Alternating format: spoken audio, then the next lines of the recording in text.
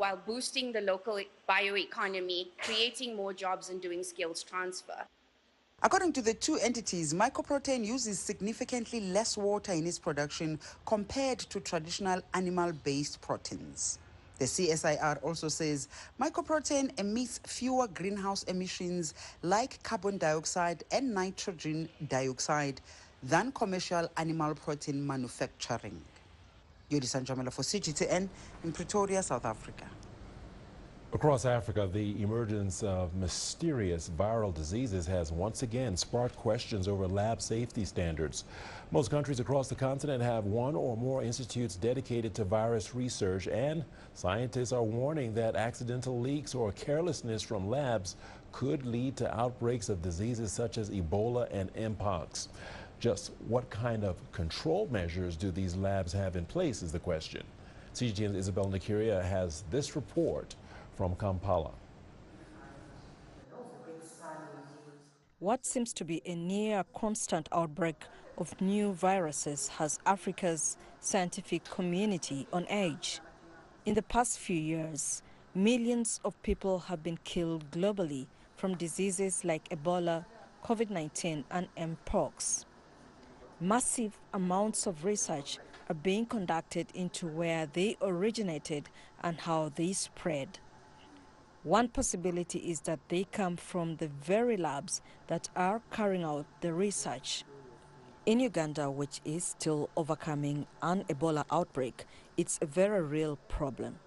We don't allow bringing two different viruses in the lab at the same time, because these may get together and then they may reassort, and probably you come out with an even more virulent disease. So you do the emerging, you start off an emergent disease in the lab. There are risks everywhere, but most are caused by human error. Supposing any of our staff is not careful enough, he may come out, let's say he didn't put on gloves. He may get infected and come out and infect others. All if we do not autoclave what we have used in the lab. The people normally who are taking these things to the incinerator are not laboratory people. Different labs have biosecurity guidelines to maintain the highest level of safety standards, and not all labs are licensed to handle dangerous pathogens.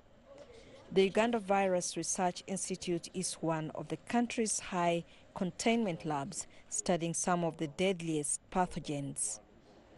Scientists here are now working with other labs like the Makerere University Lab to strengthen and ensure standards are met.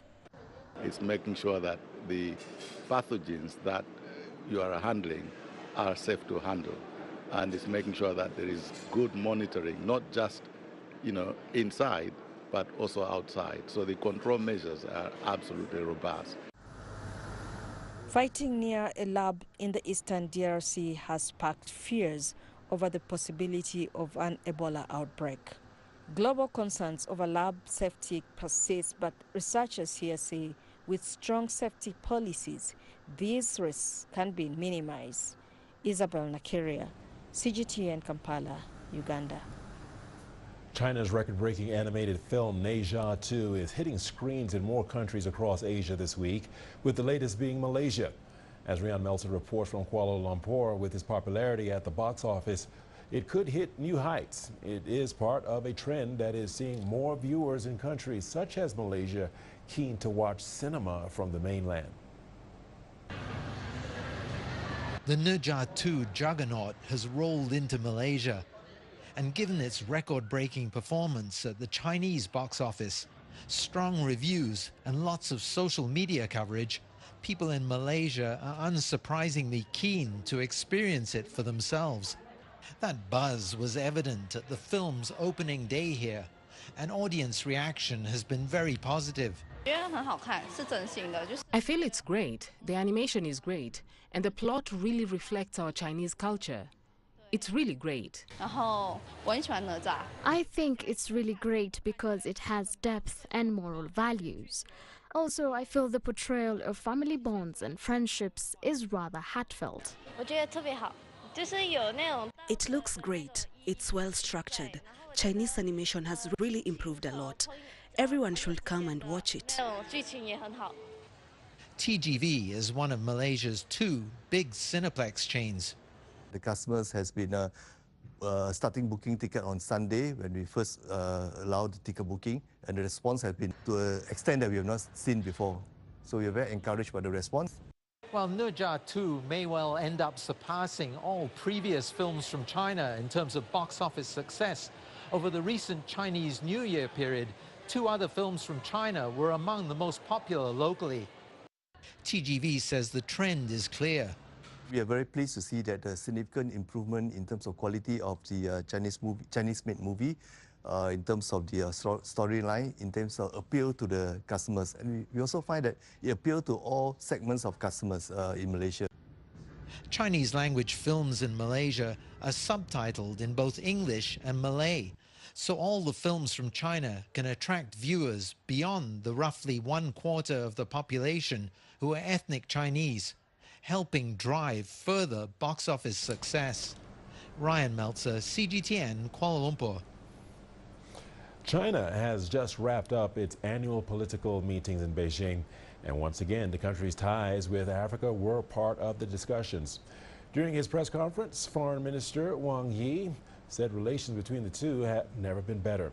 Earlier this year, he visited the Republic of Congo as part of an early year tour of Africa. For one business and congressman in Brazzaville, it highlighted the strength of their bilateral relations. Let's take a look. China is our economic partner. We work together, and it has contributed to the growth of the Republic of Congo's wealth. We believe that China remains and will always remain a reliable partner when it comes to our country's development. If you look around the city of Brazzaville, the notable infrastructures like stadiums, main roads, hydroelectric dams are Chinese-built constructions. China has also invested in our real estate. It has built 20,000 housing units in Brazzaville. So we are counting heavily on the relationship between the People's Republic of China and the Republic of Congo. This, we believe, will help our country move forward. Uche is in the studio, and that means it's time for our business segment. Let's take a peek at those headlines. Coming up in business, the European Investment Bank pauses funding for a mega power project in the DR Congo over the conflict in the east. And Tanzania flexes its budget by 13% to plug shortfalls from donors and finance elections.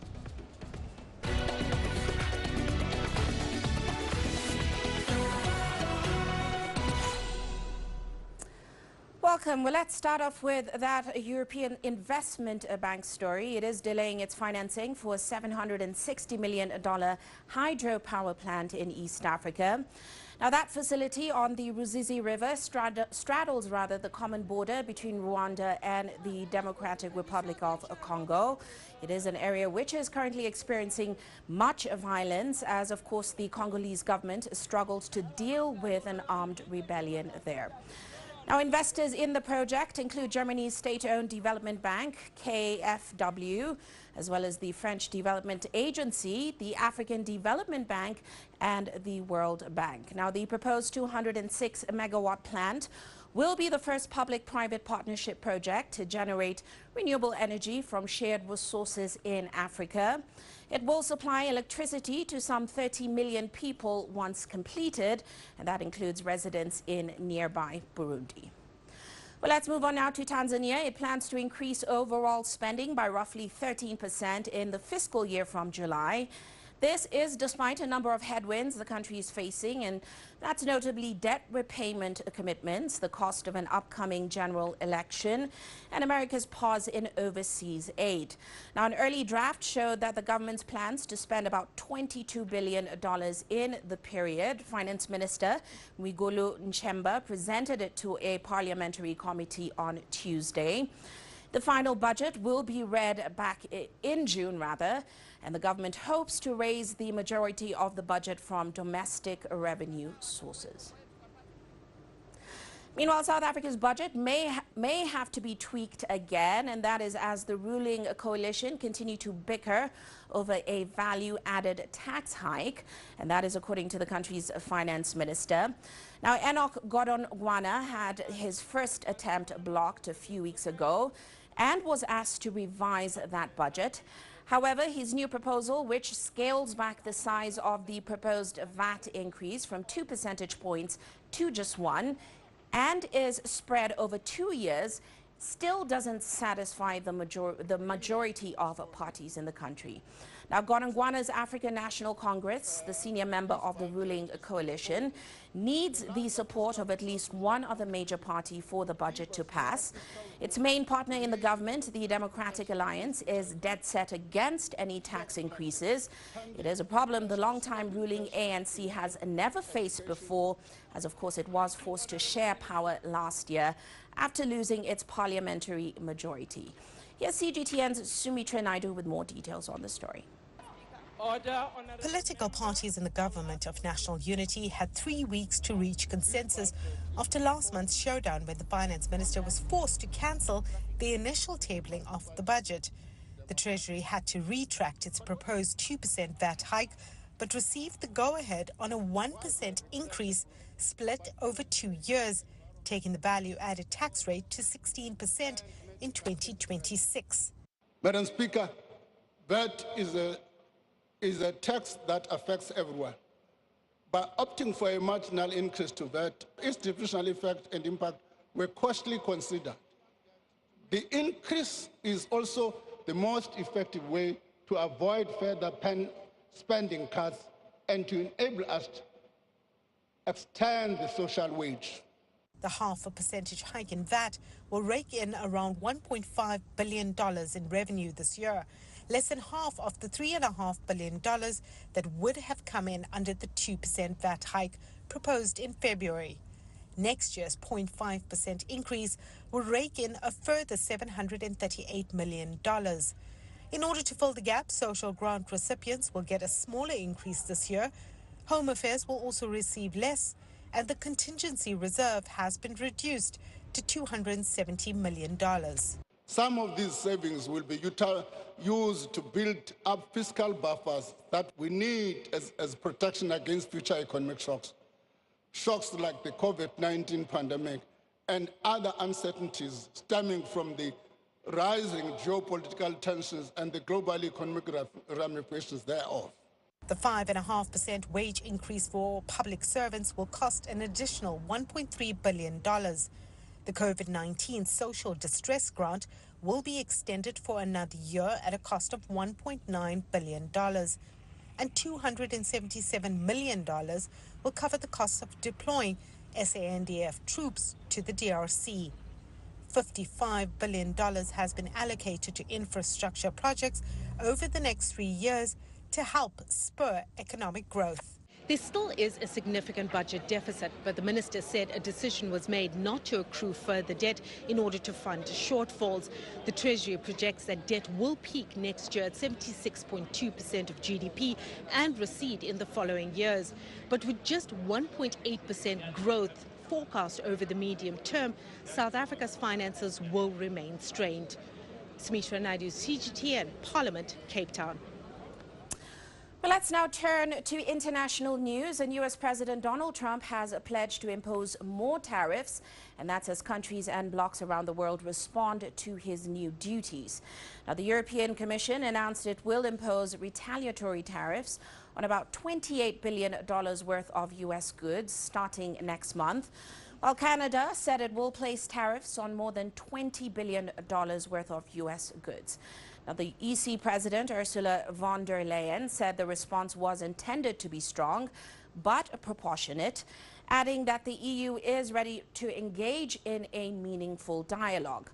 Now, Trump says he will reveal reciprocal tariffs next month, and the threat has, of course, marked a further escalation in trade tensions, which have rattled financial markets amid concerns over the global impact.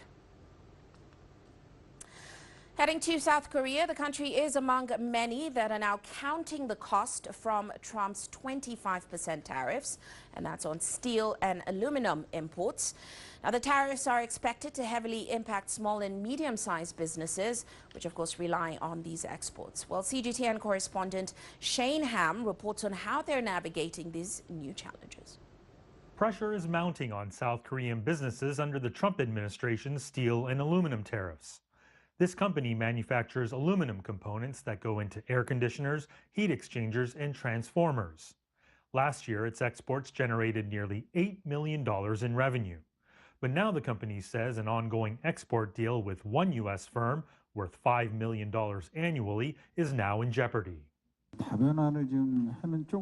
We've decided to move in the direction of diversifying right now. So, we're looking to expand into Europe and Southeast Asia. But the facilities we currently have are mostly designed with the U.S. in mind, and each of these new regions has very different requirements depending on the country. South Korea was the fourth largest exporter of both steel and aluminum to the U.S. last year, according to U.S. government data. The country shipped nearly $3 billion worth of steel and $700 million worth of aluminum. But now, with a 25% tariff rate taking effect, many small businesses are struggling to adapt. Every country in the world is prioritizing its own protectionist policies. But who's looking out for our manufacturing industry? Companies that have worked hard for 50 years to stay strong could suddenly fall apart overnight, and that worry is keeping me up at night these days. To address these concerns, the South Korean government has launched emergency support measures. A rapid response team will offer financial aid and legal assistance to affected companies.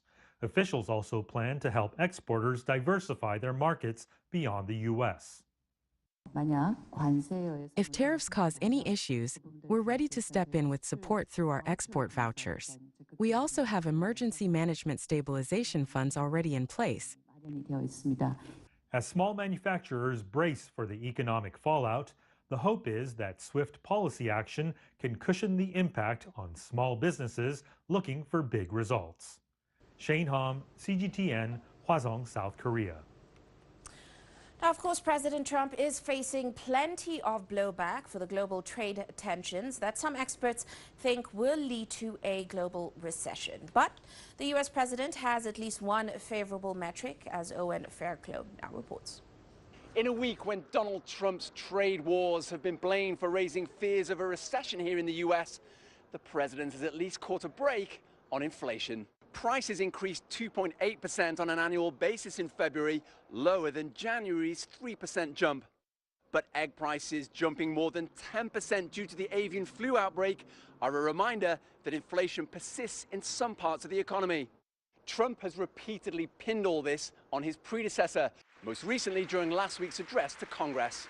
As you know, we inherited from the last administration an economic catastrophe and an inflation nightmare. Yet as Trump wages trade battles on multiple fronts, raising fears that this will lead to stagflation, that's a toxic combination of high inflation and stagnant growth, he may struggle to keep blaming Biden. And while it's normal for inflation to rise and fall month to month, there are other worrying metrics. Consumer spending at its lowest for 4 years in January, though experts say cold weather was likely a factor, as well as fears for the economy. And the Atlanta branch of the U.S. Central Bank thinks the economy will contract nearly 3% in the first quarter. And even if that's a blip, investment bank Goldman Sachs has slashed its full-year forecast down to 1.7%. So the central bank, the U.S. Federal Reserve, will have to take all of these numbers into account when it meets next week to decide whether to hold or cut the benchmark interest rate it's been keeping relatively high to try to drive down inflation to its target of around 2%. Owen Fairclough, CGTN, Washington. Well, that is all for now on Africa Live Biz, but still ahead on Global Business Africa. Tanzania is expanding its budget by 13% to plug shortfalls from donors and finance its elections. We'll have the latest on that spending plan. Now, of course, all of that coming up at the top of the hour. Let's take a short break now. Richard will be back with sports news. Here's a look at what's coming up. In sports, we'll look ahead to next week's safari rally here in Kenya and hear from the director of the event.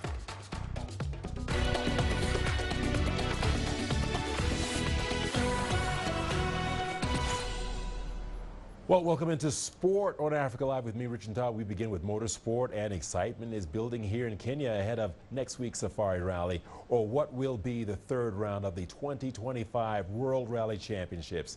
After 2 rounds, British driver Elfyn Evans has opened up a healthy lead over a bunch of drivers, but there's a long way to go until it all wraps up in Saudi Arabia in November. All 14 rallies on the circuit bring a different test. But the Safari Rally, the only one from Africa, is set to present challenges that the others do not. CGTN's Mohammed Abubakar caught up with the event director to find out what sets this race apart from the rest of the championship. If you look at the calendar of WRC, you will realize that there are some countries that you'll always find them positioned at a certain place. For example, Monaco and Sweden. Most of the time, they are the first ones because the way they organize the event is to make sure that certain characters are not lost. So if you move the Sweden event to the end of the year, you may lose the snow. And they want Sweden to be synonymous to snow. So, but then what is synonymous to Safari Rally? Safari Rally is synonymous to being tough, hard, and predictable. And the level of unpredictability is coming from whether it will be raining or shiny.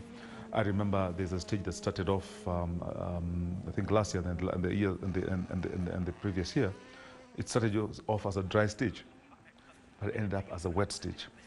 And the guys who came through first had a different experience from the other. It is wild, it's rough, it's tough, it's long. I'll tell you for free, so far, Safari Rally is the longest rally in the calendar of the 2025 so far. I'm saying so far because I don't know what the other guys are preparing. It's been 5 years since the safaris returned to the global calendar. How has Kenya and Africa benefited from the return of WRC to the continent? I believe Kenya has been known very well as being a sporting nation, especially from the athletics point of view. And every time you go out there and talk about Kenya, people think that you can run. But I'll tell you now, people have a different perspective of Kenya. We've been able to showcase what Kenya is, because through Safari Rally and its live broadcast and the clips that come out of it, people can see that yes, Kenya has a big array of wild animals. It has a big array of land features where we rally, etc., etc. And even without even looking at the numbers, if you go to Naivasha, you'll see how Naivasha has tremendously good weather, enjoy our food, etc. But from the experience of the spectators, we have not less than 14 spectator points, well designated for the spectators. Each day has easily 4 different spectator points that they can enjoy. All we can ask for them is to just make sure that they are always safe. And let's talk a bit of football. The World Football Chief Gianni Infantino was at the CAF meeting in Cairo, where he spoke about the growth of football in Africa, highlighting how well Africa will be represented at the upcoming Club World Cup in the U.S. While 4 African clubs will compete, many of the other clubs will have African players in their squads.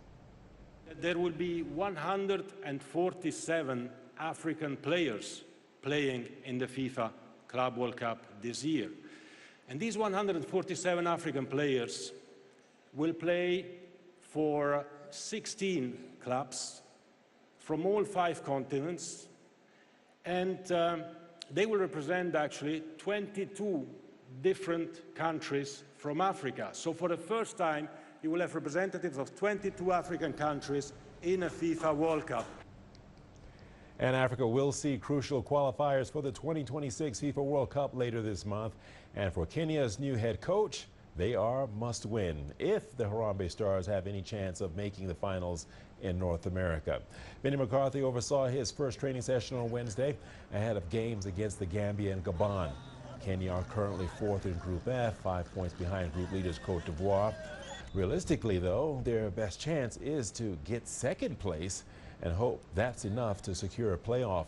2 wins would certainly put them in a good position. Gambia match on the 20th for the World Cup qualification. That is our first priority. So hopefully we can get a team ready and to go out there and fight and just bring proud to the Kenyan nation. And then, yeah, we build on from there to Gabon, and then hopefully we're on a good path, on a good way to fulfill the ultimate dream, and that's, you know, salvage the group stages and hopefully that you can catch Ivory Coast.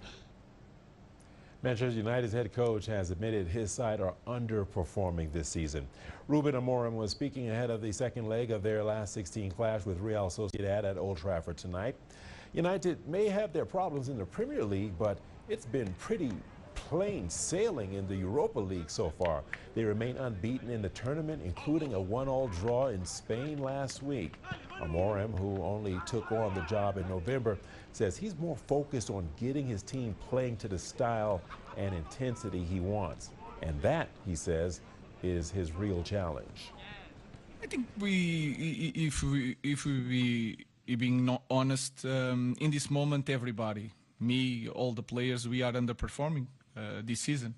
So we can always change that. So I include myself in that part of underperforming.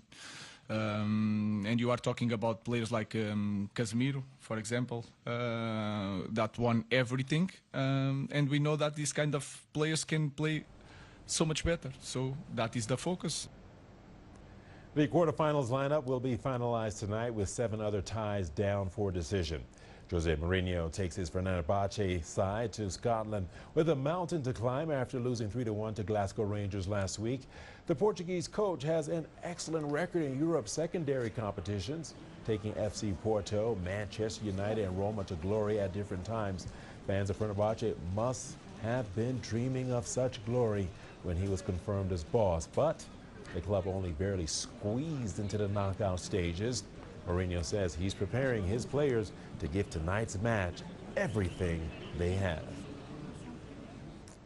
Well, that is it for this edition of Africa Live. Remember, you can send us your feedback to the contacts on the screen and follow us on digital media platforms. For the team, I'm Richard Nta saying thank you so much for watching. Up next is Global Biz with Uche, so stay tuned and stay here on CGTN.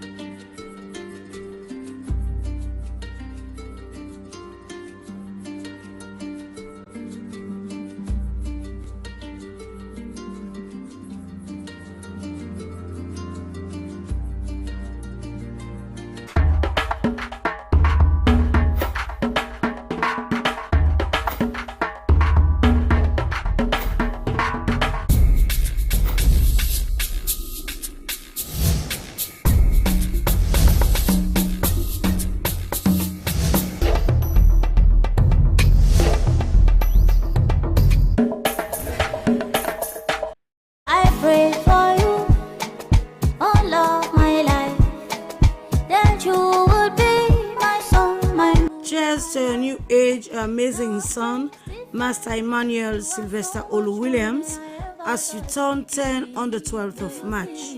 Watching you grow into an amazing boy, the greatest gift we ask God for, you have been a blessing to us. Son, we continue to ask God Almighty to grant you wisdom, knowledge and understanding.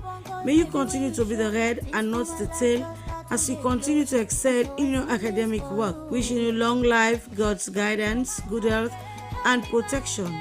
Enjoy your day, Emmanuel. You are blessed. We ask God for divine favor upon your life. Happy birthday to you, son. We will always love you. This is a special wish coming from your parents, Mr. and Mrs. David Williams. Have a good day and congratulations once more.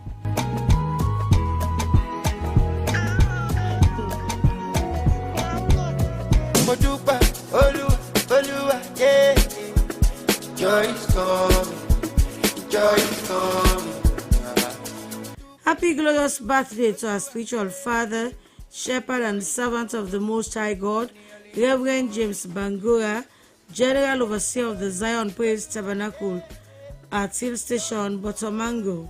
On this special day, as you step into a new era of your life, may you be blessed with abundant joy, peace, and good health.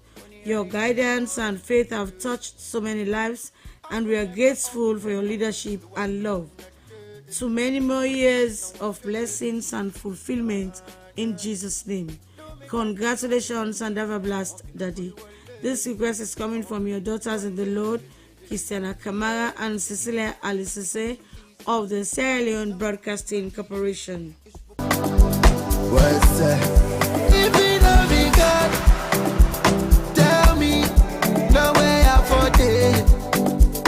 Happy birthday to you, Madam Margaret Kumbakoma of 90 City Road, Wellington, the masterminder who knows that the journey from idea to edifice is paved with patience. Your work stands both as a testament to vision and a symbol of your resilience. You are an architect who builds not just with materials, but with a lifetime of learning. With every sunrise, may you see the world anew, and with every sunset, may you rest assured of a day well designed. As you add another year to your grand design, may time only enhance the value of your life. On this special day, may you find angels of joy in every plan life has in store for you. We try to plan a party for you, but perfection can't be repeated. It was used up by you every time. Age is just a number, and like a well-orchestrated event, you do it with style and grace. May your day be like a threading social event, packed with joy, surprises, and all the best memories. This request is coming from your son and wife, Pastor and Mrs. Joseph Conte, Mr. Senator Onka Balu Bangura, past and present staff of the Sierra Leone Broadcasting Corporation. Much love to you, ma'am. God carry plus, everything got on miraculous. Follow me, sing, say, higher, higher, higher, higher. God don't take me higher, higher, higher, higher, higher, higher, higher, higher. Hip, hip, hip, hooray. Wow, see who's celebrating. Happy 10th birthday to our dear son, Master Emmanuel Olu-Williams, as you turn 10 on the 12th of March. Emmanuel, you are blessed and highly favored. No weapon formed against you shall prosper. We pray that God continue to guide and keep you in good health, and may you continue to excel in your academic work. We pray that God will continue to guide and keep you, make His face shine upon you and be gracious unto you. Lord bless you and keep you and give you peace. Emmanuel, dance to the birthday song, cut the birthday cake and blow out the candles. May there always be love and sunshine in your life. May God bless you in your going out and your coming in, and may you live long to excel and die in the grace of God. God bless you, our darling son, the great man, Master Emmanuel Sylvester Olu-Williams. Have an amazing day.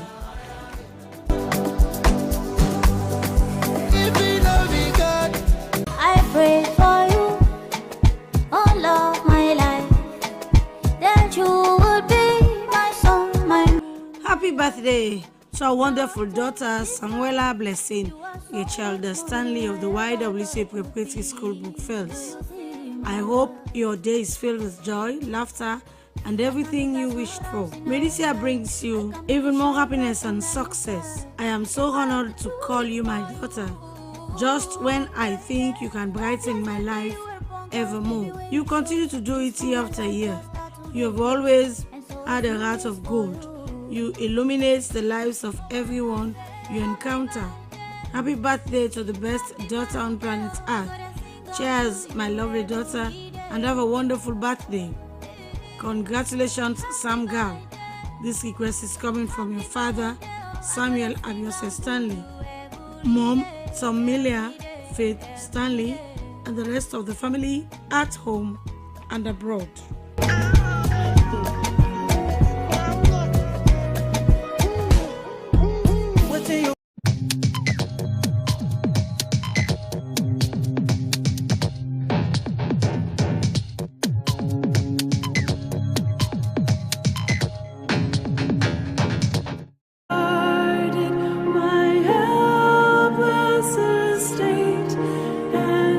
The family announces the passing away of Mr. Jeffrey Lapia Bolaje John Brewer. He is survived by his children Jeffrey Jr., Godfrey, and Monique. Funeral arrangements will be announced later.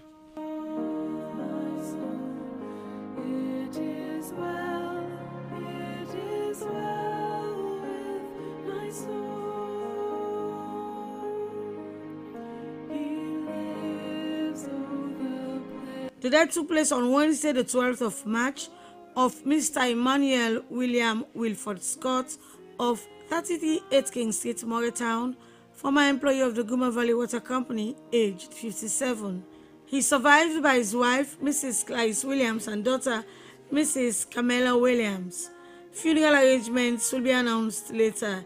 Sympathizers may call at his former residence, 33 8 King Street, Moretown.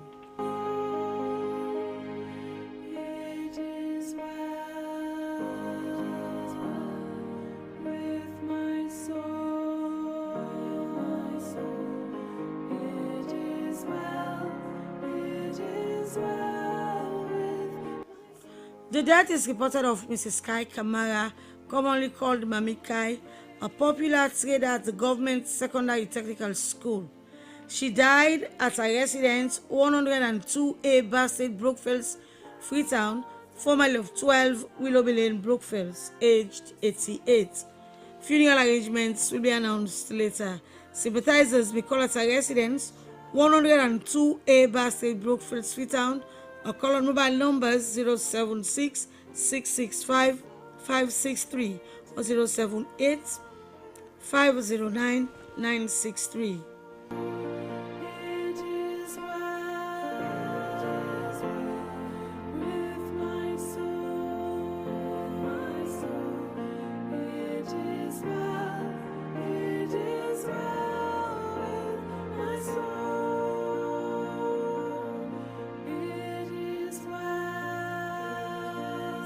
Funeral service for Mrs. Elfrida Sandra Spencer, commonly known as Mami Spenzo, of 45 Guest House, Upper Faculty, FBC, who died on the 3rd of March, aged 60, will take place on Friday, the 14th of March, at the Church of the Holy Spirit, Kisi, at 11:30 a.m. Burial at the Kisi Village Cemetery. The body will be laid out at a residence, 45 Guest House, Upper Faculty, FBC, at 10:30 a.m. She survived by children, Mr. Ayo Spencer, Gloria Spencer, Mrs. Mildred Juliet Squire Esquire, and Eva Spencer of the JTF Full Secondary School. Grandchildren, Sylvanus, Abel, Asha, Ayobami, and Milvester. Foster children, Theodore King of FCC, Mohammed and Kamara of Save the Children International, Lahai Moiba of Daily Academy, and Jim. Sister Emilia Boyle. Brothers, Reverend Canon Samuel King and Ola Barry. Nieces, nephews, in-laws, and the rest of the family and friends at home and abroad.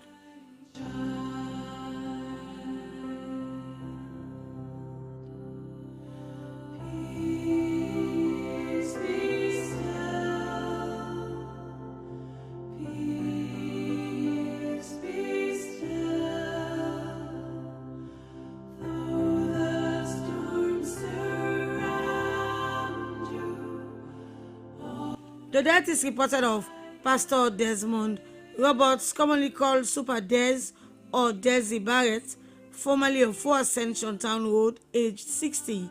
He is survived by his wife, Emilda Roberts, children Desmond Snell Roberts Jr. and Michael Roberts, stepchildren Bernard Williams and Brian Williams, brothers Tapper Snell Roberts and Isaac Roberts, son-in-law Sam Joanna, several grandchildren, nieces and nephews, close relatives and friends at home and abroad. Funeral service will take place on Friday the 14th of March at the Divine Grace Church, Sykes Street, back of Globe Cinema at 2 p.m. Laying out is at his residence, 4 Ascension Town Road, at 11 a.m. Burial at the Ascension Town Cemetery.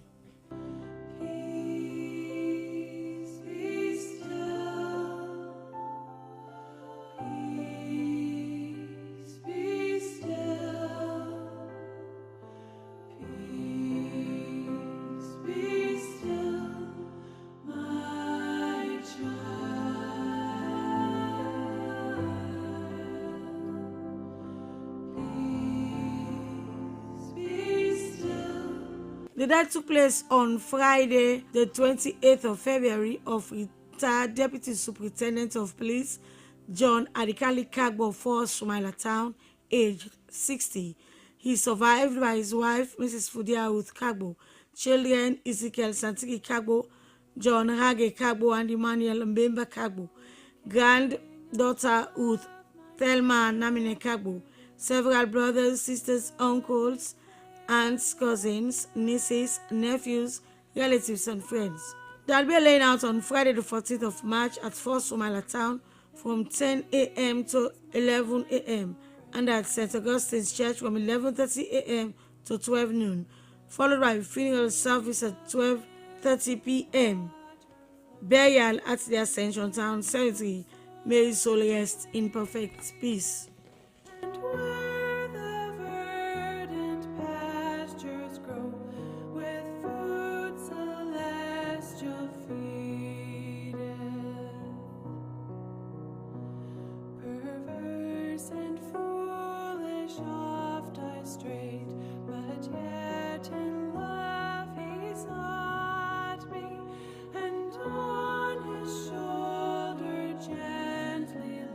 Funeral service for Madam Maya Marie Manuel Senesi Nikoma of 10 Davis Wellington, who died at Motor Village, Matrujong, Bonti District on the 27th of February, will take place on Friday the 14th of March at the Emrikiong UBC Church, Wellington at 1 p.m.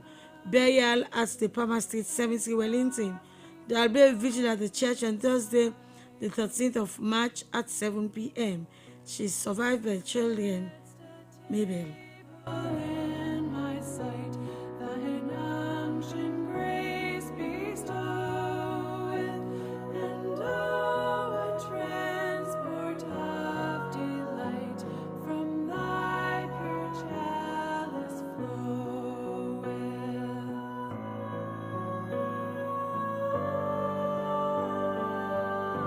The death took place of Mr. Brahma Former Kamara on the 2nd of March and of 11 old Yellow Line Wilberforce, aged 70. He is survived by his wife, Mrs. Florence Kamara Nikoma, children Andrew Fasmata and James Kamara, sister Mrs. Adama Kamara, brother Mr. Bankolo Kamara, granddaughter Amanda Kaba, father-in-law Mr. Fodikoma, sister-in-law Mrs. Fatusila, brothers-in-law Mr. Daniel Keru and Mr. Ali Kouma, several other relatives and close friends. Funeral service is on Friday the 14th of March at the Wilberforce Baptist Church at 2 p.m. Burial at the Wilberforce Cemetery.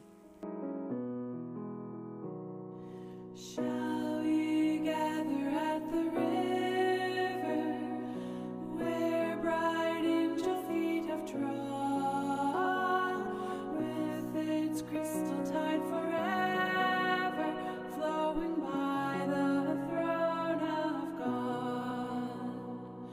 Yes, the death took place on the 28th of February of Mrs. Edith Teresa Tucker of 27 Ascension Town, former proprietress of Lizuado Enterprise, aged 70. She survived by her mother, Mrs. Victoria Abaluis of 6D Sykes Street off Ascension Town Road. Children Ophaniel, Jefferson, Ronald, and Cordelia Gooding. Several in-laws, grandchildren, siblings, cousins, nieces, nephews, uncles, aunts, brothers, sisters, close relatives and friends include DeLuis, Maselli, Sean Wilson, Bayo, Roberts, Tucker, Atafua, Davis, Apan, Roberts, Williams, Turner, Thorpe, McDonald, Thomas, Wilson, Manna, and Ganson families at home and abroad. A vigil will be held at St. Anthony's Parish on Thursday, the 13th of March at 7 p.m. Funeral Mass will take place on Friday, the 14th of March at 1 p.m. at St. Anthony's Parish. Burial at the King Tom Cemetery. Spirits will deliver and provide a robe and crown. Yes, we'll gather at the river, the beautiful river. Gather in evergreen and affectionate memory of the dear mother, grand and great grandmother, Mrs. Admire patient Esther Watts Nee Gasting, who left this world for the gates beyond. In evergreen and affectionate memory of the dear mother, grand and great grandmother, Mrs. Admire patient Esther Watts Nee Gasting, who left this world for the gates beyond 14 years ago on the 13th of March 2011, formerly of 15A Eastern Street and the Kissy Mental Hospital. 14 years gone, yet it seems like yesterday. You left us at a time we needed you most, as the pain was heavy and the shock severe, as fond memories of you continue to linger in our hearts. We love you, but Jesus loves you best. Sleep on, beloved. Sleep and take a peaceful rest, and may God's perpetual light continue to shine upon you. By your daughter, Yemile Kulashite Dixon in Dallas, Texas, USA, grand and great grandchildren, and the rest of the family at home and abroad.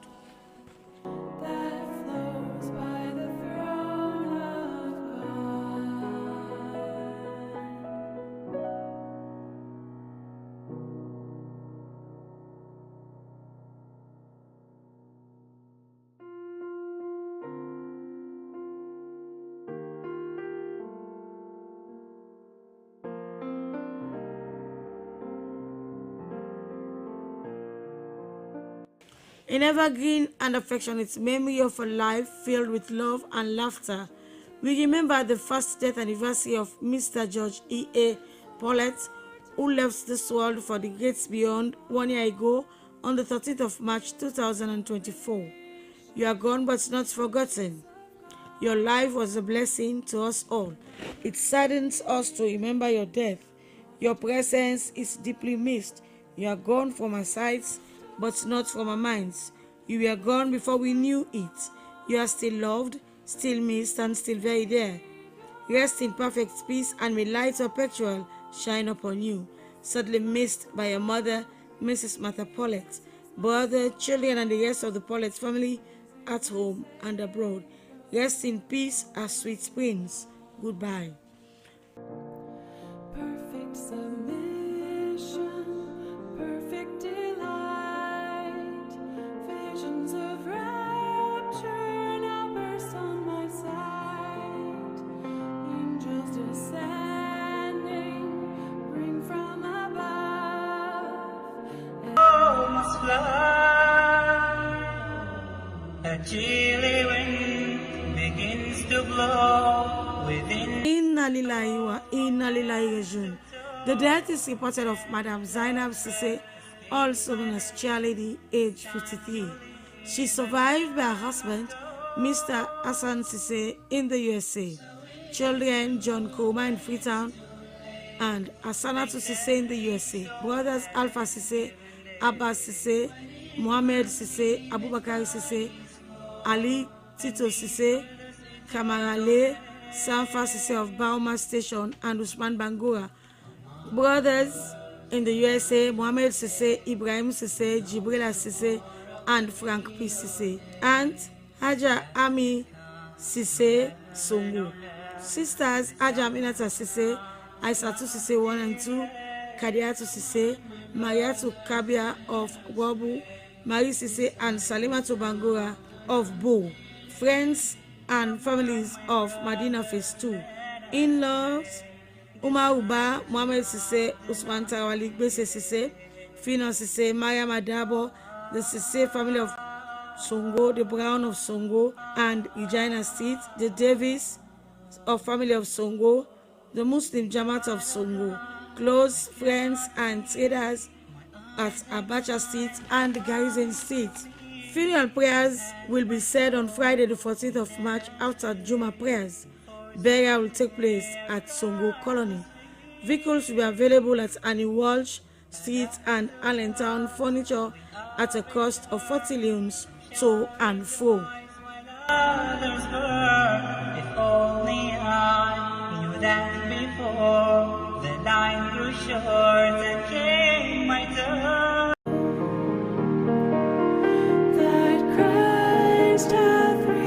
The Bendu family announces the death of their mother, sister, and friend, ASP 218684, Madam Grace Mariam Abangura Ni Bendu, formerly of 51 Bow Road, Maburka, which took place on the 7th of March. Funeral arrangements will be announced later. Sympathizers may call at a residence 51 Bow Road, Maburka, or call on mobile number 076-731-616. May our soul rest in perfect peace. He lives, oh, the bliss of this glorious thought. My sin not in part, but the whole is near. The death is announced of Mr. Richard Yapo Kamara of 11 Paulson Street, Belgium, commonly known as Oyaps, which took place on the 3rd of March, age 63. Funeral arrangements will be announced later. Sympathizers may call at 51 Battle Street or call on mobile numbers 077-964-151 or 076-622-451. It is well with my soul. Lord, hasten the day when our faith shall. The Nyande and Mustafa families at home and abroad announced the death of Madam Doris Mami Mustafa Ni Nyande, aged 84, which took place in Freetown on the 10th of March. She is predeceased by her husband, late Paramount Chief Eric Mustafa Gabriel V, formerly of Peje West Chiefdom, Calaon District. Children Mrs. Dorika Richa in Germany, the Reverend Dr. Eric Mustafa Jr. in the UK, and Professor Mada Tolo Mustafa. Siblings Reverend Dr. Peter Kogba Nyande in Canada, Matthew Nyande in Australia, Selu Nyande, Matilda Mata Nyande, and Bernadette Batu Nyande. Funeral arrangements will be announced later. In connection with the funeral of Madam Doris Mami Mustafa, the Peja West Chiefdom meeting will be held on Saturday the 15th of March at the residence of retired Major General Dauda Alpha, MQ-14 Wilberforce Barracks, by a Connex fuel station at 4 p.m. prompt. Sympathizers may call on 076-977-894, 075-904-726, or 078-854-585.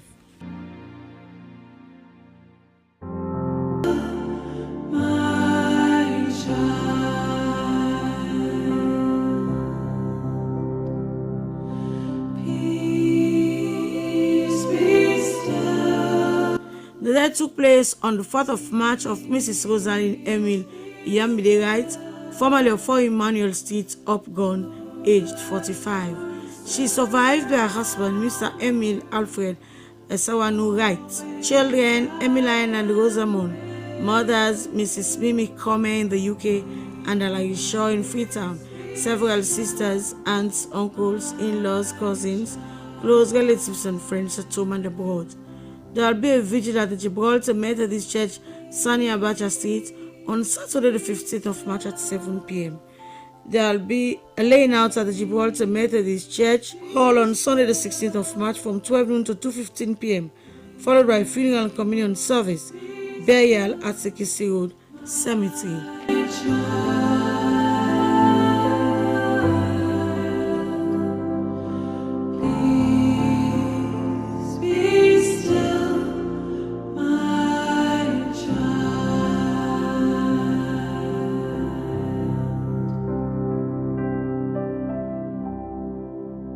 In evergreen and affectionate memory of our dearly beloved mother, daughter, sister, aunt, in-law, and cousin, Madam Henrietta Emmanuel, formerly of 1 Bench Street of Kisi Road, who left this world for the gates beyond 1 year ago on the 13th of March 2024 at the age of 55 years. You are gone but not forgotten, but we know you are safe in the arms of Jesus.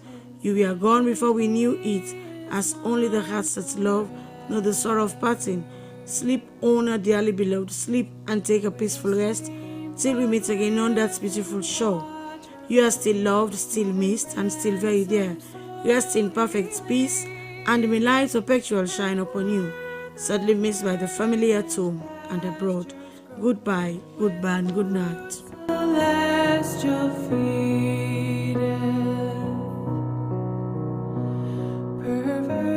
and foolish oft I strayed, but yet in love he sought me. A loving and affectionate memory of our dearly beloved parents, grand and great-grandparents, Mr. Roland J. Nicol, who departed this world on the 28th of February 1996.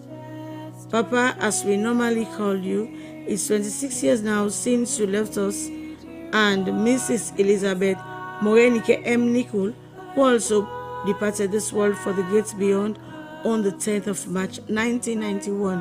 Sissy, as we normally call you, it's been 34 years since you left us. May your gentle soul continue to rest in perfect peace. From families of 8 John Street. Unction grace bestoweth, and oh, a transport of delight from thy pure chalice floweth.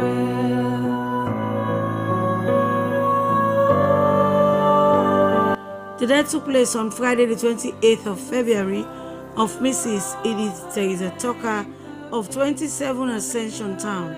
She was the proprietress of Liswado Enterprise, aged 70. She survived her mother, Mrs. Victoria Abaluis of 6 D Sykes Street of Ascension Town Road. Children, Ophaniel, Jefferson, Ronald, and Cordelia Gooding. Several in-laws, grandchildren, siblings, cousins, nieces and nephews, uncles, aunts, brothers and sisters, close relatives and friends include the Louis Masali, Shanu Wilson, Mbayo, Robert Tucker, Atafua, Davis, Apang, Roberts, Williams, Turner, Thorpe, MacDonald, Thomas, Wilson, Mana, and Ganson families at home and abroad. A vigil will be held at St. Anthony's Parish on Thursday the 13th of March at 7 p.m. Funeral Mass will take place on Friday the 14th of March at 1 p.m. at St. Anthony's Parish, Sykes Street. Burial at the Ascension Town Cemetery. The beautiful river, gather with the saints at the river that must fly. A chilly wind begins to blow within my soul. Inna lillahi wa inna lillahi rajiun. The family at home and abroad announces the death of Alhaji Amadu Wuri Jallo of 16 Upper Bombay Street, who passed away on Tuesday, the 11th of March, aged 102. He is survived by his wives, children, grand and great-grandchildren, brothers, sisters, nieces, nephews, in-laws, and the rest of the family and friends at home and abroad. He'll be buried on Thursday, the 13th of March, in his hometown, Warre, Megbla, Lokomasama Chiefdom, Port Loko District, at 2 p.m. Sympathizers may call at his residence, 16 Bombay Street, or call on mobile numbers 088-660-282 or 076-724-362. Come on, my brothers, let us pray. Disciples now, do not delay.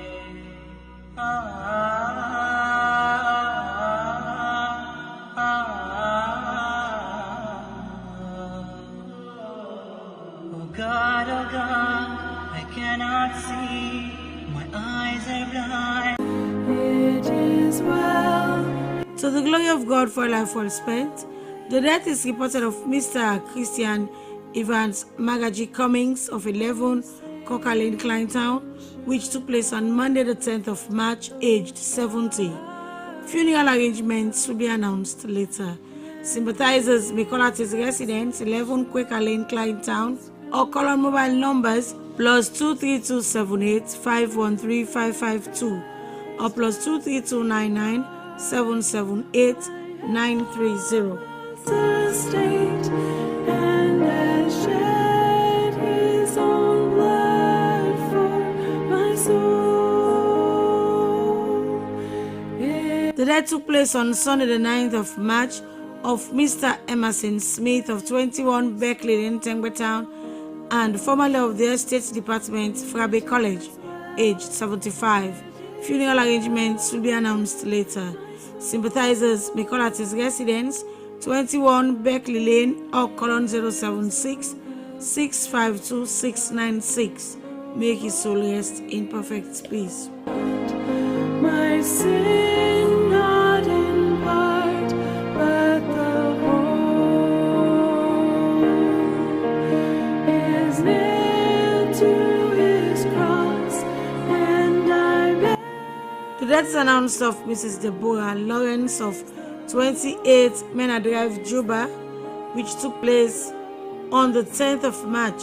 Funeral arrangements will be announced later. Sympathizers may call on 076 738 596 or call at 28 Mena Drive, Juba Hill. It is well with my soul.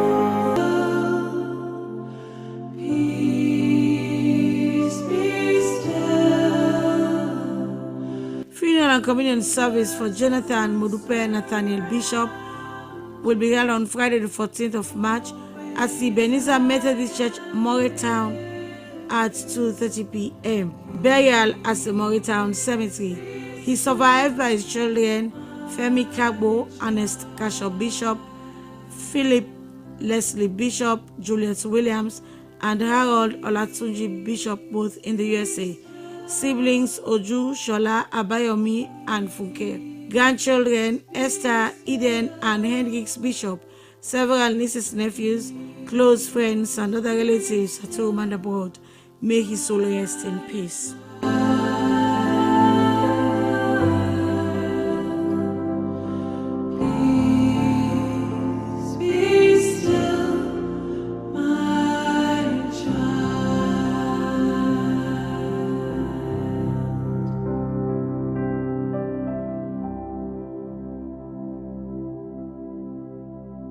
Funeral and communion service for Mrs. Sarah Amioju Matthews, who died on Monday the 3rd of March, aged 91, will take place on Friday the 14th of March at the St. George's Cathedral, George Street at 2:30 p.m. Burial at the Ascension Town Cemetery. A vigil will be held on Thursday the 13th of March at the St. George's Cathedral at 7 p.m. Laying out is at the Beckles Davis Hall on Friday the 14th of March from 12 noon to 2:15 p.m. She is survived by children, Mr. Christopher, Christiana, and Crispin Matthews, Mrs. Rebecca Wilson of the Public Service Commission, several grand and great-grandchildren, in-laws, nieces, nephews, cousins.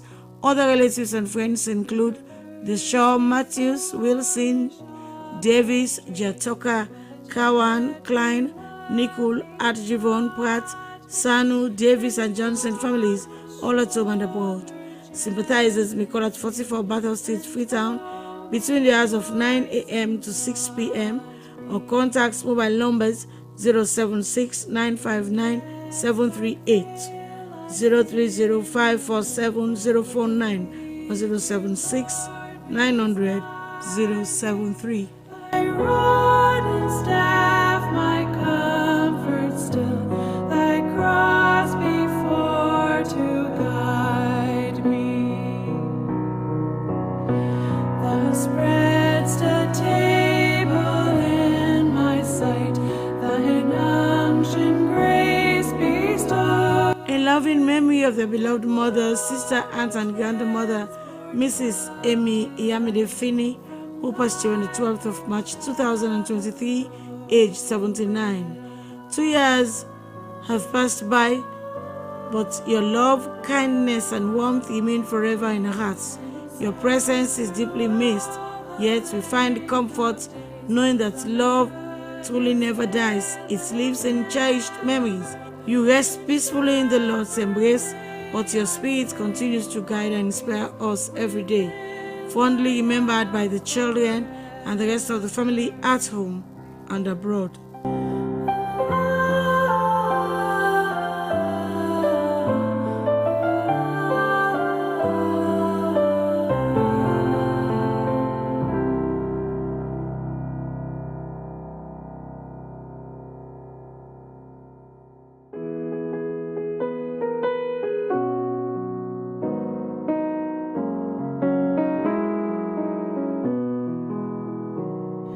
Shall we gather at the river? Thursday, the 13th of March 2025, marks the 20th anniversary of the death of their mother, aunt, grand and great-grandmother, Mrs. Cecilia Lydia Crowder, commonly known as Sisi Manu, former SIN SCM state nurse, who died on the 13th of March 2005, aged 83.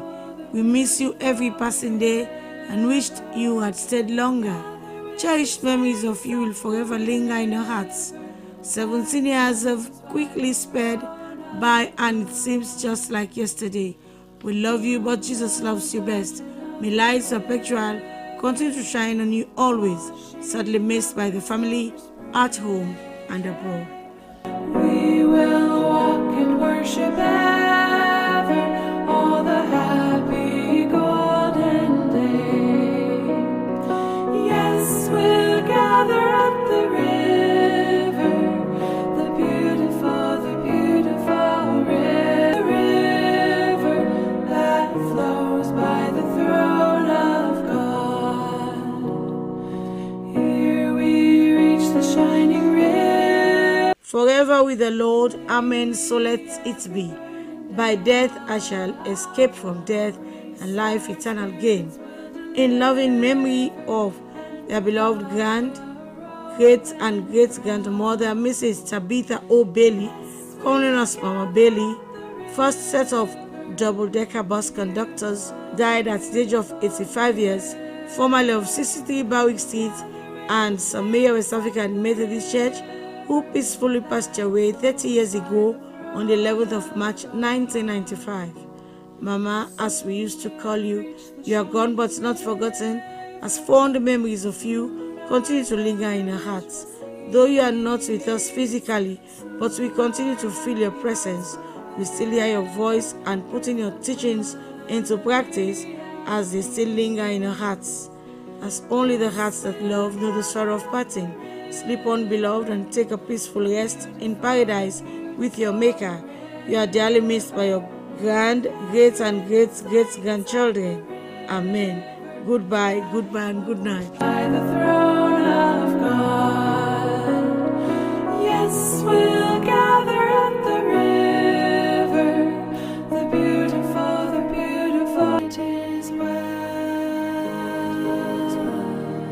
with my soul, it is well. The death is reported of Madam Etzmonia Maite Bangura, formerly of Lokotong, Gloucester. She is survived by her children, Mrs. Zainab Sayan Fasona Mo Fatukoma of the UAE and Bintu Koma in Freetown. Funeral arrangements will be announced later. Sympathizers may contact a resident Lokotong in Gloucester or call on 079 076 057 076 858 769 or 079 012 943. In ever loving and affectionate memory of our beloved son, brother, nephew, and friend, Aknel Alfred Mara, who passed away 1 year ago on the 11th of March 2024. Aknel, 1 year has gone so soon, yet fond memories of you continue to linger in our hearts. Your former colleagues of IPAM will miss you, especially your warmth, kindness, and generosity, with a remarkable character, always ready to lend a helping hand. And after a hug and offering a listening ear, you had passion for kids, basketball. You lived your life with purpose, integrity, and dedication. Sadly missed by mother, Mrs. Miriam Kamara in the USA, stepfather, Mr. Mohamed Kamara, commonly called Medke, grandmother Kadiatu Koma, brother Francis Ibrahim Kamara, the Sam Koba family in the USA, the Kamara, the Mara, Bolaro, Sharif, Mansai, and Sisse families at home and abroad. Be still, peace, be still, my child. The family announces the death of their father, uncle, grandfather, and friend, Mr. Albert Francis Johnson, which took place on the 1st of March. Funeral arrangements will be announced later. Sympathizers may call at the family residence, 6D George Brook Dwazak, or call on mobile numbers 078-952-803, 076-218-765, or 079-918-881. May his soul rest in perfect peace. We're bright into feet of trial with its crystal tide. The death took place on the 1st of March of Reverend Nathaniel Olatunji Vincent of Greater Evangelism World Crusade Sierra Leone and of Calvary Assembly of God Church Moyamba. Age 67. Funeral arrangements will be announced later. Sympathizers may call at 20 Andrew Street, Moretown, or call on 076 280 On the margin of the river.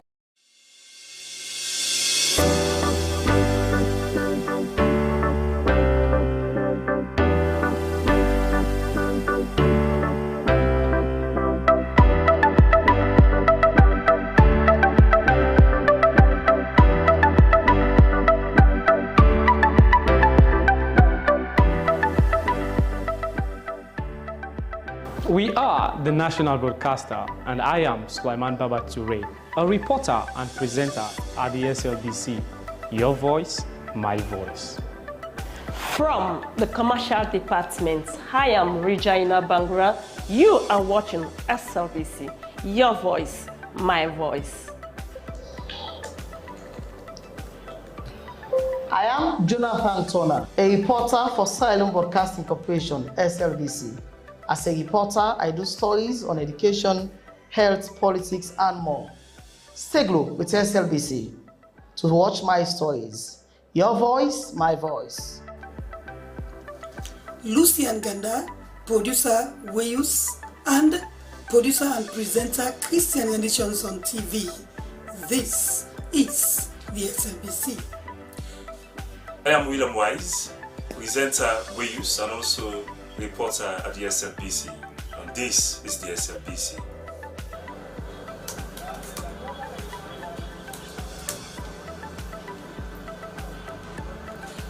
I am Salma Taba, television executive producer. I produce programs on both radio and television. I'm a news anchor, a presenter, an announcer on radio. I enjoy what I do because I serve a public service broadcaster. It's a pleasure to work with the SLBC. I am Tilly Koma, Head of News and Current Affairs Unit, Sierra Leone Broadcasting Corporation. Our news hour now covers several segments. We have entertainment, business, weather, sports, ferry schedule, and human interest stories, not forgetting politics. We are doing all that to keep you people posted on what's happening all over the country. Thanks for being with us at SLBC. Keep blue. We are the best.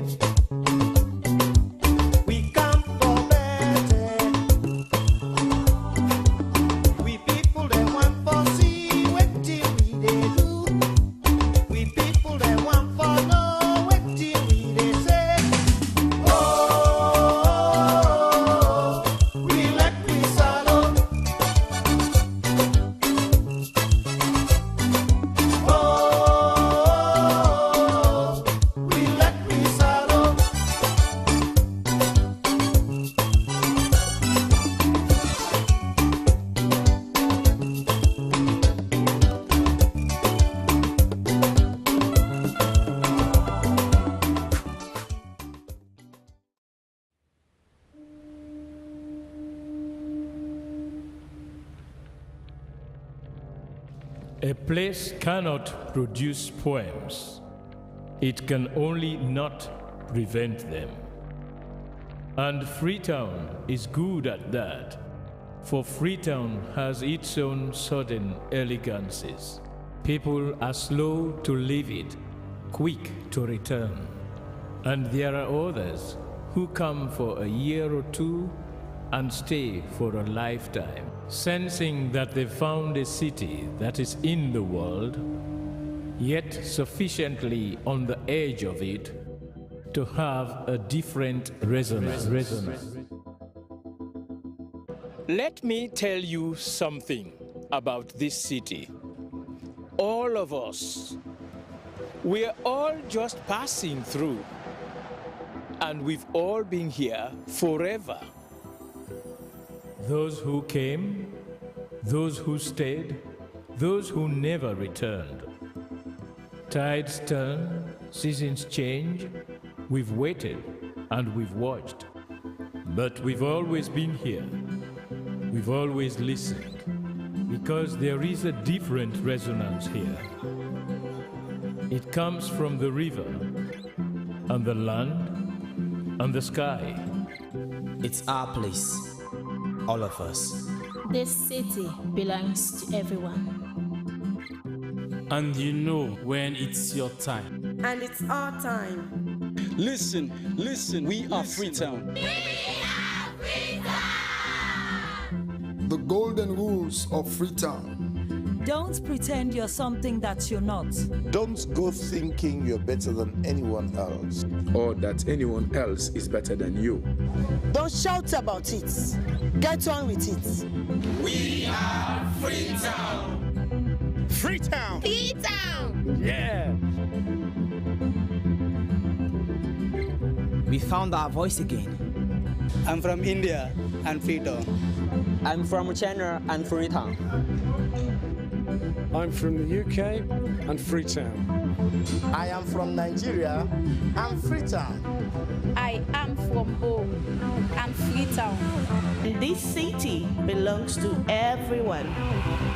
The fishermen, The taxi driver, The barber, the drummers, dancers. all of us. All of us.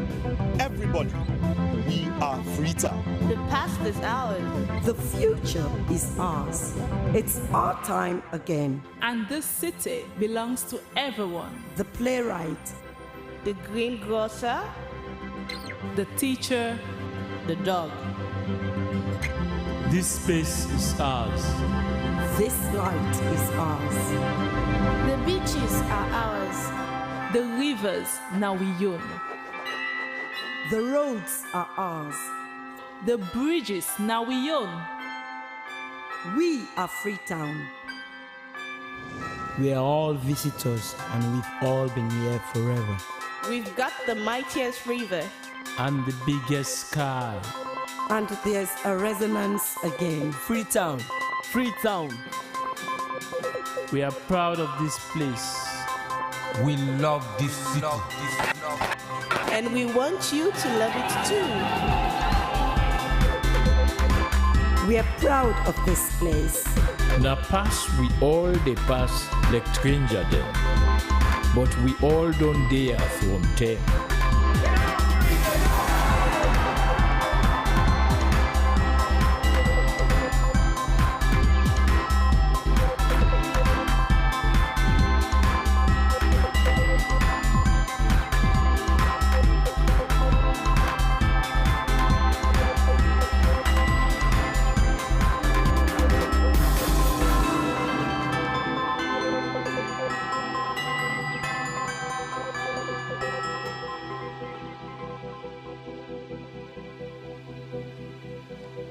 Come here, and you'll feel it, that end of the line sense of freedom. Say yes to Freetown. Say yes to freedom.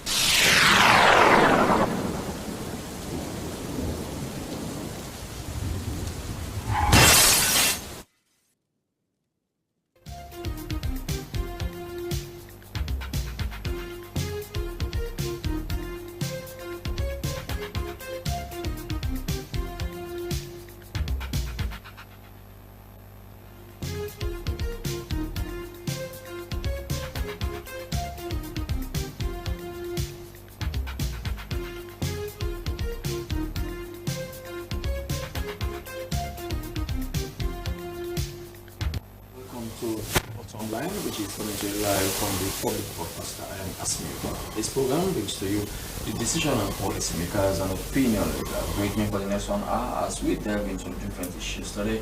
My guests are two Sierra Leoneans who have been advocating for decent burial spaces in our societies. Join me in the next 1 hour as we discuss the importance of decent cemeteries for our dying relatives.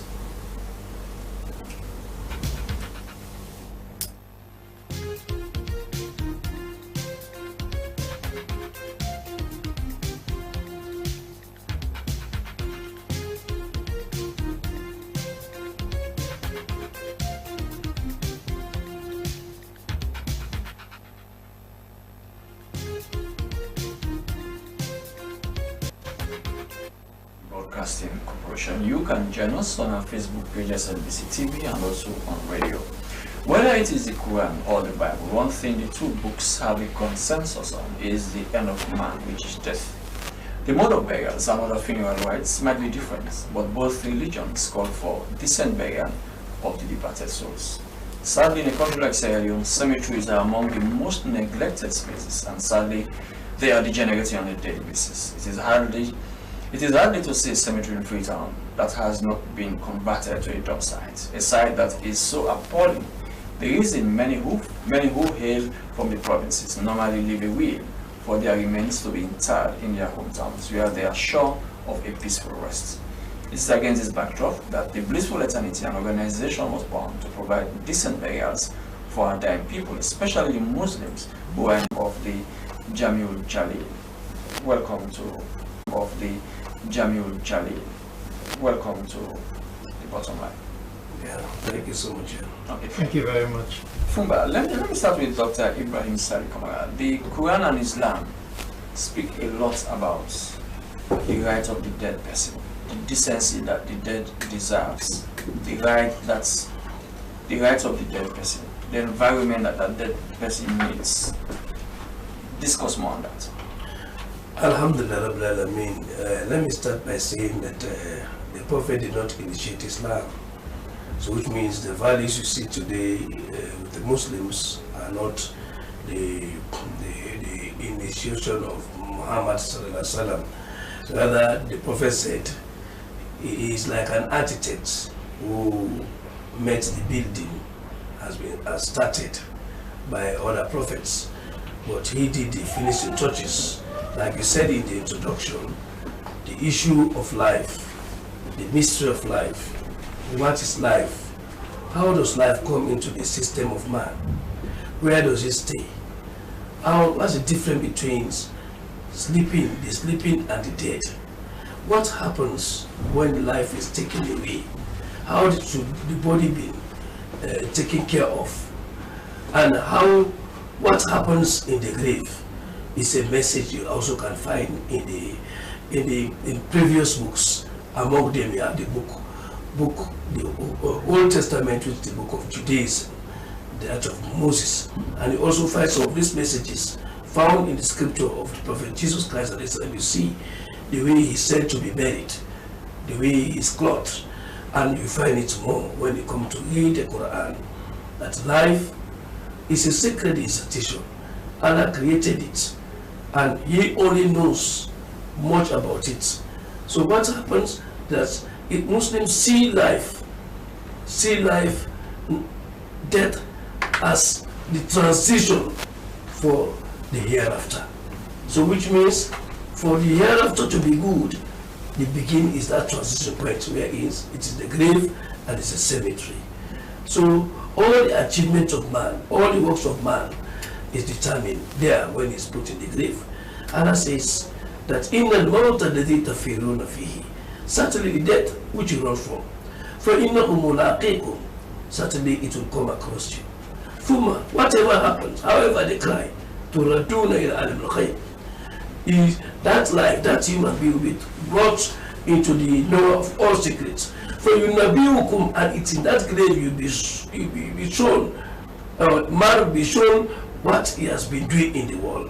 So we know that the grave, it looks ordinary to the ordinary eye, yet it's a very serious institution. It's a transition where it determines about whether the person is going to paradise or is going to hell. I mean, how does Islam look at the grave? Is it a place? Is it a sacred place according to Islam? Yes, it should be a sacred place. In fact, it's a command of the Prophet that Muslims should visit the graves so that they will have a check, they will have a break, they will not go to the extreme in doing evil. Because you believe at the end of the day, you are not carrying anything from all the houses you have, from all the power you have. You become silent, you become helpless when you are brought into the grave. And that's the beginning of the questions about the purpose of life. Was it just about eating, drinking, sleeping? Now the real seriousness of the world comes in when they come to ask you these questions. Marabuka, who is your Lord? Marabuka or Markitabuka, which book are you following? Who was your prophet? This we know. And he said, for the believer, this grave is a guardian of the gardens of the heavens. And for this believer, is a hole leading to the whole of hellfire. Doctor, the beautification of a grave, does it have any relation to what awaits the dead person? No, it's not about really beautification. It's about making it decent. It's not like the structures we have put. Islam is not like structures to be put on the grave. But it should be made in a way that they would know forever that this person is residing here. Nobody has a right to destroy that identity. The posterity should be able to even identify their grandfather was buried here. Okay, let me now bring in Awaka Fumbaswai, who is the CEO of Blissful Eternity. One of the reasons for the establishment of this organization was as a result of the appalling conditions of our cemeteries. And you talked about coming up with an idea how people will be having decent burial. Let's start with the initiative itself. Thank you. Thank you very much about it. In the name of Allah, the entirely gracious and the especially merciful. Death is an irreducible truth of life.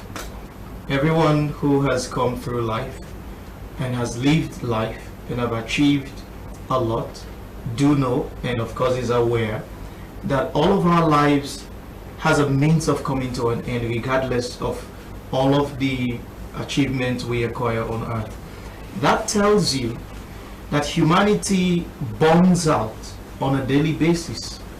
And whereas we see the idea that in other nations there are a lot of respect, decency, and dignity that is accorded to those who are passing away, particularly in Europe and in other places in the US, you find it very contrastingly different from what happens or what obtains here in Sierra Leone, where over 80 to 90% of our population declares faith, as you said in your introduction.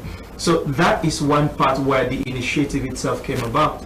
But secondly, it also came about around 2008 when my grandfather passed away.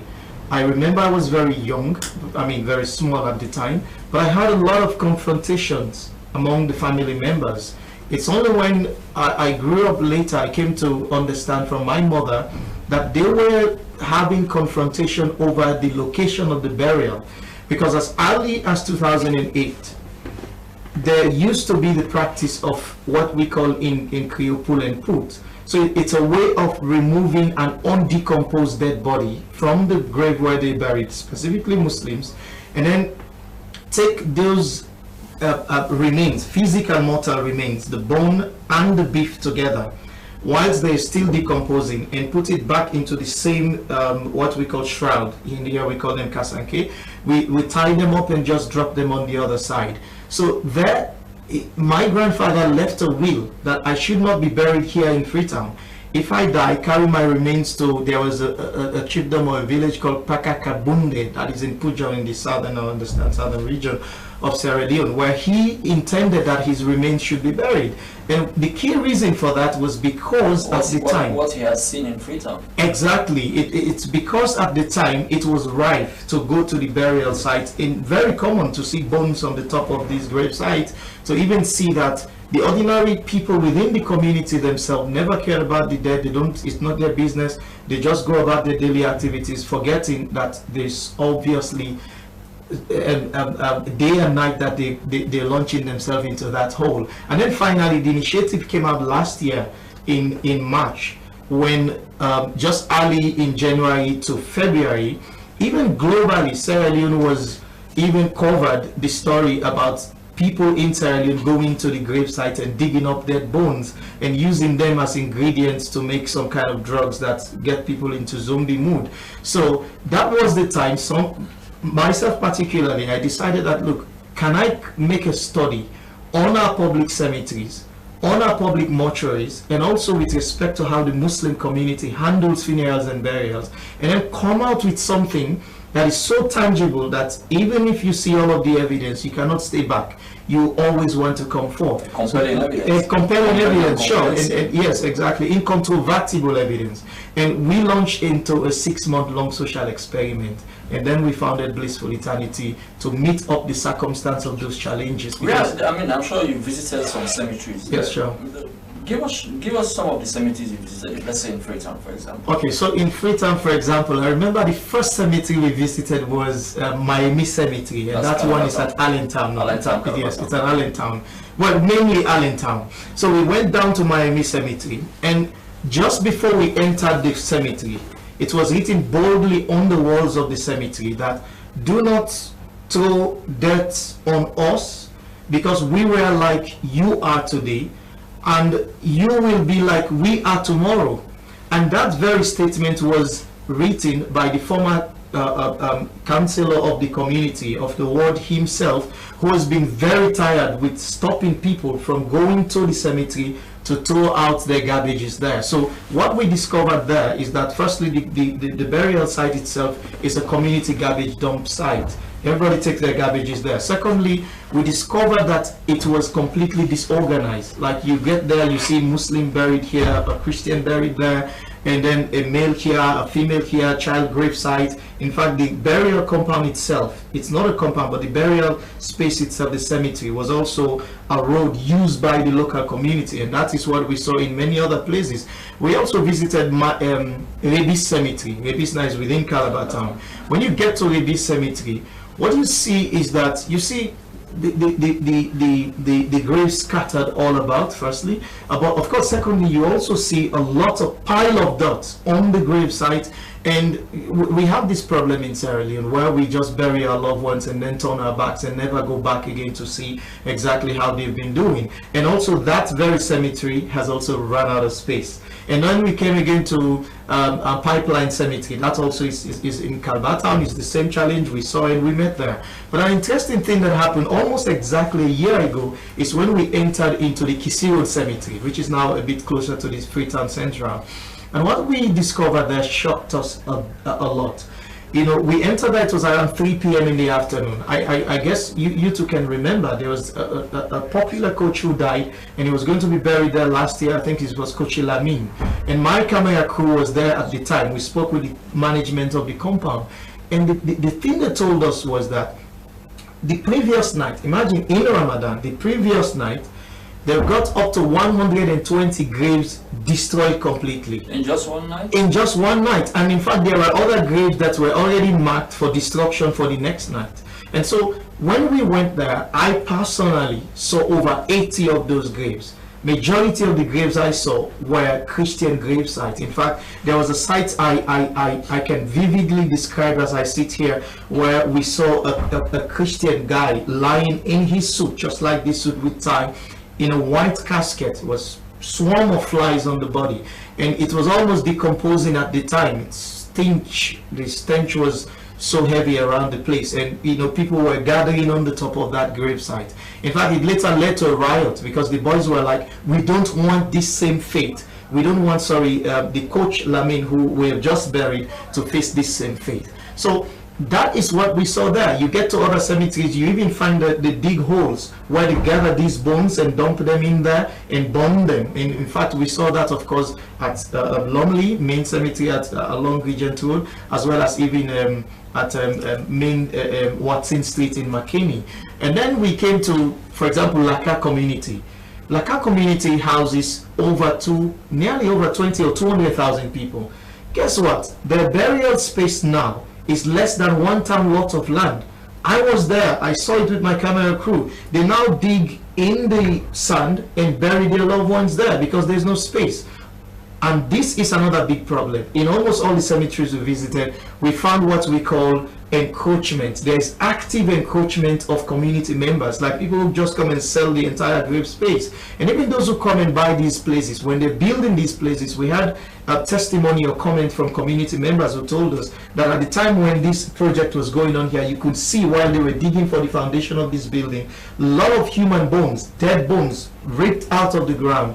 And then you find it like that. There is all of these challenges are part of what we discovered. We saw also that for Kisimesmes now, there was a day someone went to bury there, they couldn't find a space, and they had to call me, hey barrister, please can you keep going on with this project fastly, because we're seeing that there's no space left anymore. And we came to bury our loved one and they're asking us to go to Kisi Road for space because there's no space here anymore. Usually we used to know that we have 6 feet, but now it's no longer 6 feet, it's either 3 feet, it's 4 feet. And what happens, Mr. Barr, that we should have a human connection to this problem is the fact that you, myself, the respectable doctor here, and all our viewers watching this interview now, we are all potential dead bodies.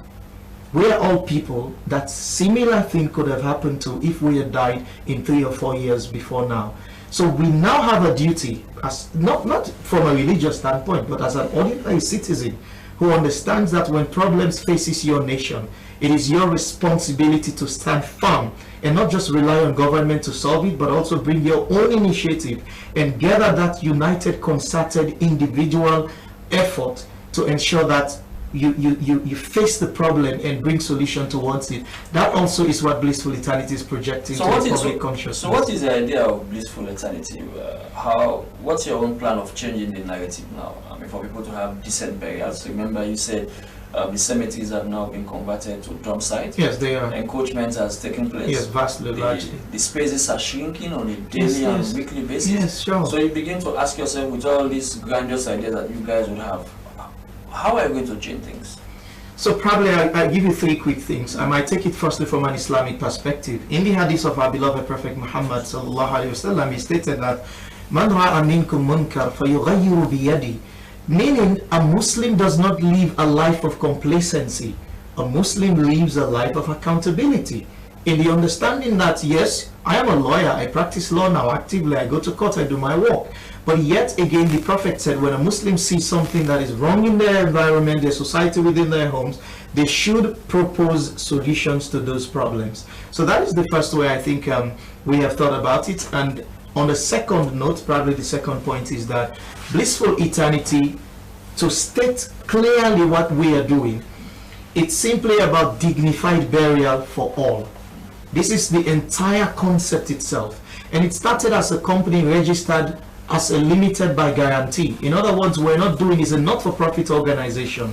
But the key idea we propound into our national consciousness is the idea that every human being upon death deserves a kind of decency, a dignified burial that has to be an extension of their human rights. So how is that dignified burial is going to be? So that is the third point I'm coming to now. In our third point, we have now propounded solutions, and among the solutions we've decided firstly is to ensure that we conduct high-level stakeholders engagement. This program, bottom line, is also about policy makers, people who influence policies. And what we have done was to engage the Sierra Leone House of Parliament, engage other high-level stakeholders in Sierra Leone and talk to them about it. Erudite scholars, business tycoon, even academics, engage them on the problem, firstly. Secondly, what we have done is to conduct trainings. All right. So in that 6-month-long social experiment, we discovered that over 1,000 masjids in Freetown do not, over that of course, yes, but they do not have people who wash dead body in the correct and proper Islamic and medical manner. I can tell you, Mr. Barr, that there are a lot of masjids or mosques you go, you find out those who wash the dead bodies is not because of they know the correct Islamic knowledge of doing so. Only what they have is the courage to face the dead body and stand on top of that dead man and then just wash anyhow they want. In fact, people do even wash dead bodies with their bare hands, which obviously is a big challenge. So what we have done as to bring solutions to that is to conduct trainings like workshop where we have taught I can say by now categorically over 3,000 Sierra Leoneans on the correct way to wash dead body in Islam. And we're also putting these programs as well, we're diversifying them across the country to ensure that more Muslims in other areas in the province are also benefiting from that event. And of course, our erudite scholar here, Dr. Ibrahim Sali Kamara, has himself participated in some of these events. You've seen the reality of it as well. But coming to the solution for the burial site, is that we have introduced two things. One, for the very first time, the Muslim in this country in our entire history are going to get our very first Islamic funeral home. Right? We don't have an Islamic funeral home in this country. Funeral for Christian is not a complicated thing, Mr. Bar, because a lot of Christians do know that when the loved one passes away, they have to call Columbia Davies, they have to call Virtues Funeral Home, or probably FFS, this one here at Ascension Town, but we don't have the Islamic equivalent of Columbia Davies. Secondly, my personal property, which I own, 2 acres of land, 20 town lots of land, very close to the second toll gate at Mamaso Village, I am now donating it to become the piloted project for a new burial compound. And that very space for now, we're cleaning that very spot.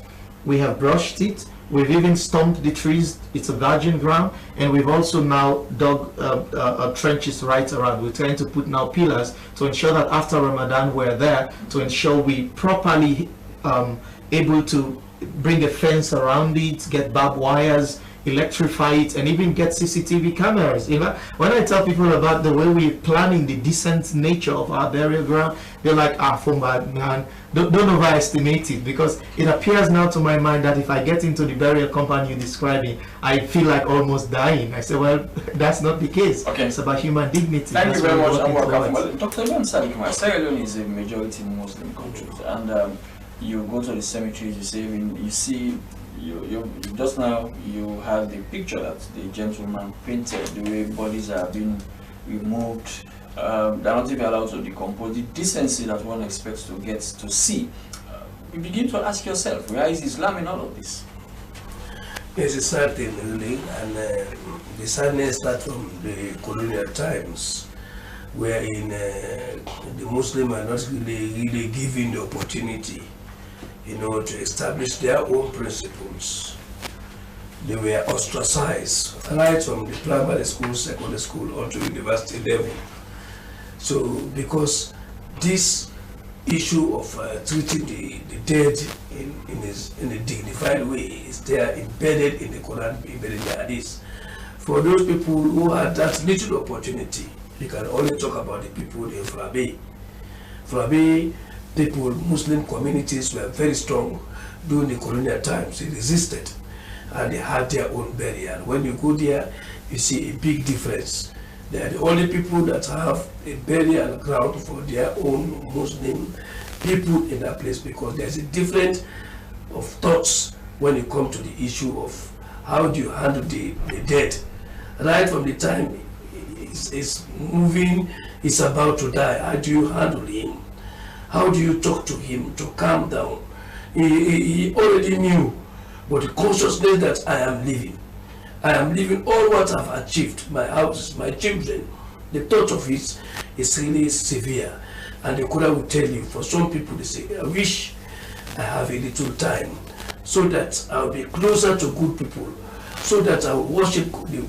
And they will cry. Some people will cry. And that tells us so much about life, where life is getting out from the believer, how it happens. The angels will come down and say, La takhafu wa la tahzanu. Don't fear for where you're going. Don't worry about what you're living. Who are you? They will be dialoguing. They say, we were your friends, the time only in the world, and will be with you in the grave until you meet Allah. So these messages are there embedded in the Quran. Like I said, not much is given.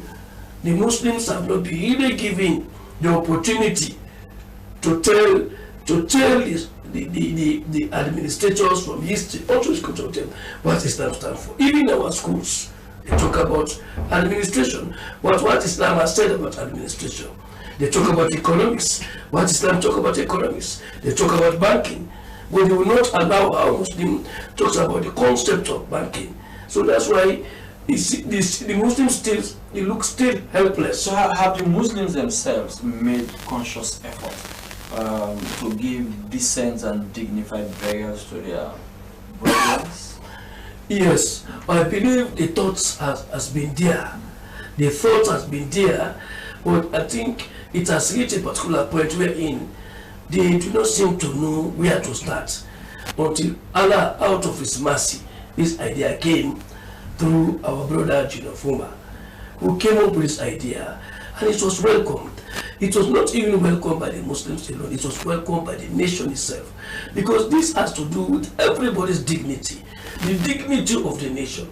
People may want to come here, but when they come to see the way we bury our people, the way we treat our dead when they die, they would prefer to stay outside. So, which means the way we handle our graves is terrible. There was a time, I don't know how many years, where in the burial grounds of this country, Freetown in particular, we were ransacked. That was known. So only philanthropy came to face them. That's all they could do. But this thought is important. But I believe it's going to be other institutions that we will handle them should be completely different. But we are in support. That's why all the scholars have come to support this blissful eternity. Like we said, he said, let us believe that all of us are potentially dead people. When God was speaking to the prophet, he said, Inna kamait. He said, you are a dead man. But you know when you tomb, and those people who are talking to you, they are already dead. Which means you die already before even the death. Like a vehicle, sometimes take the vehicle here from Freetown, you are going to the prophet, see me, everything is okay. So where along the line, everything you do, the carcass of the vehicle will remain there. So the mere fact that death will come suddenly to every man is enough for us to prepare mentally. Maybe that's why we have problems in our country. Maybe we begin to ask, where did our country go wrong? Why is it that we have everything but we are miserable? Are there prescribed punishment for a nation if that nation fails to maintain its cemeteries? Yeah, of course. It means we betray our ancestors. And even from the traditional angle, there's a link between man and his ancestors.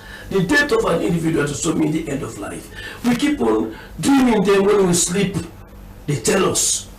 They tell us about the situation. Sometimes they come to tell us about the end of life. It's a balance.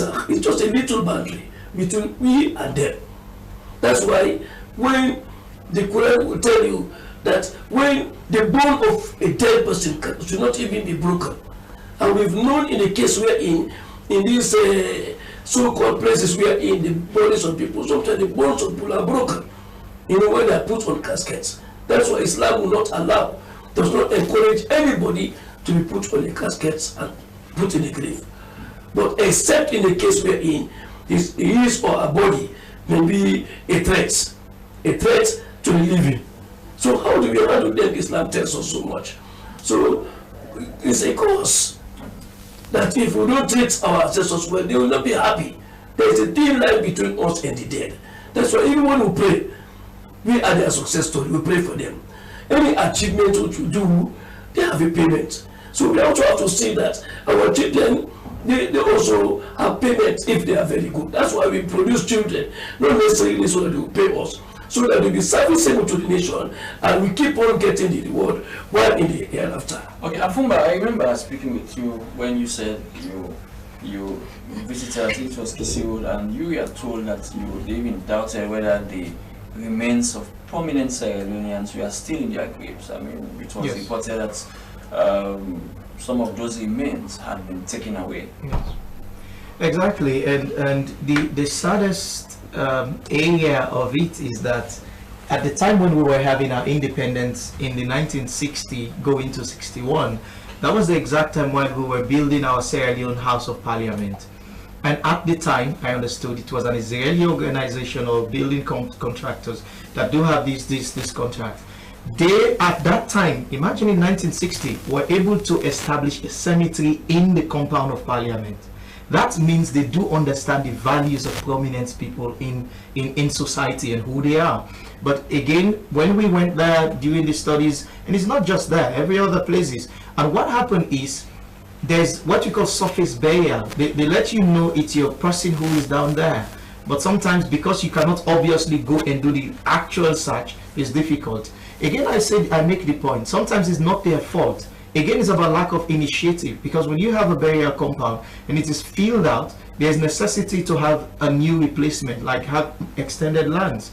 But then it becomes a difficult thing for people to see it.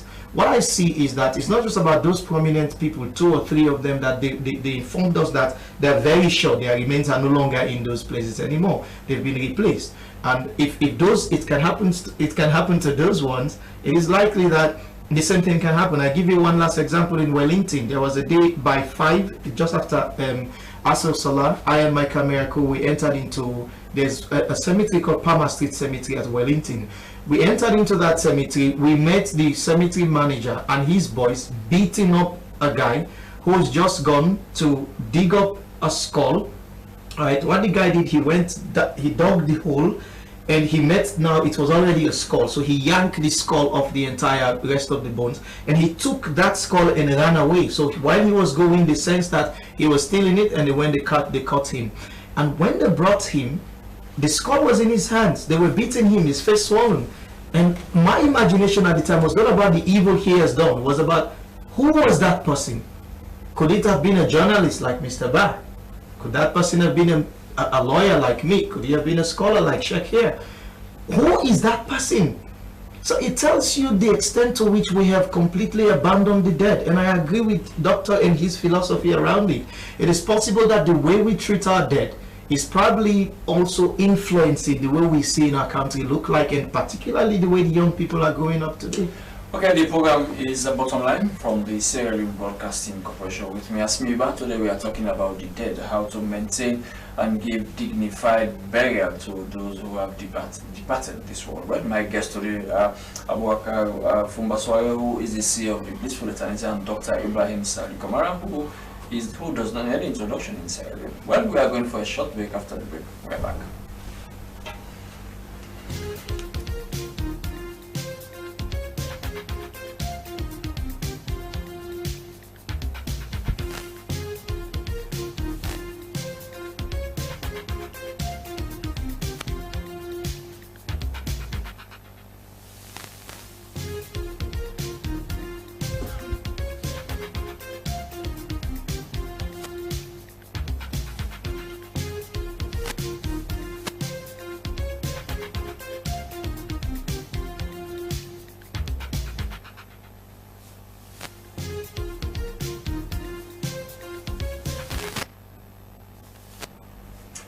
We are back with the program Bottom Line from the Sierra Leone Broadcasting Corporation. With me, Asmiba. You can be part of it by sending a message to our Facebook page, Slbc Tv. Now, Dr. Sali Kamara, let us look at the benefits Muslims stand to gain, or the nation stands to receive, when its dead people are honored, are given dignified burial.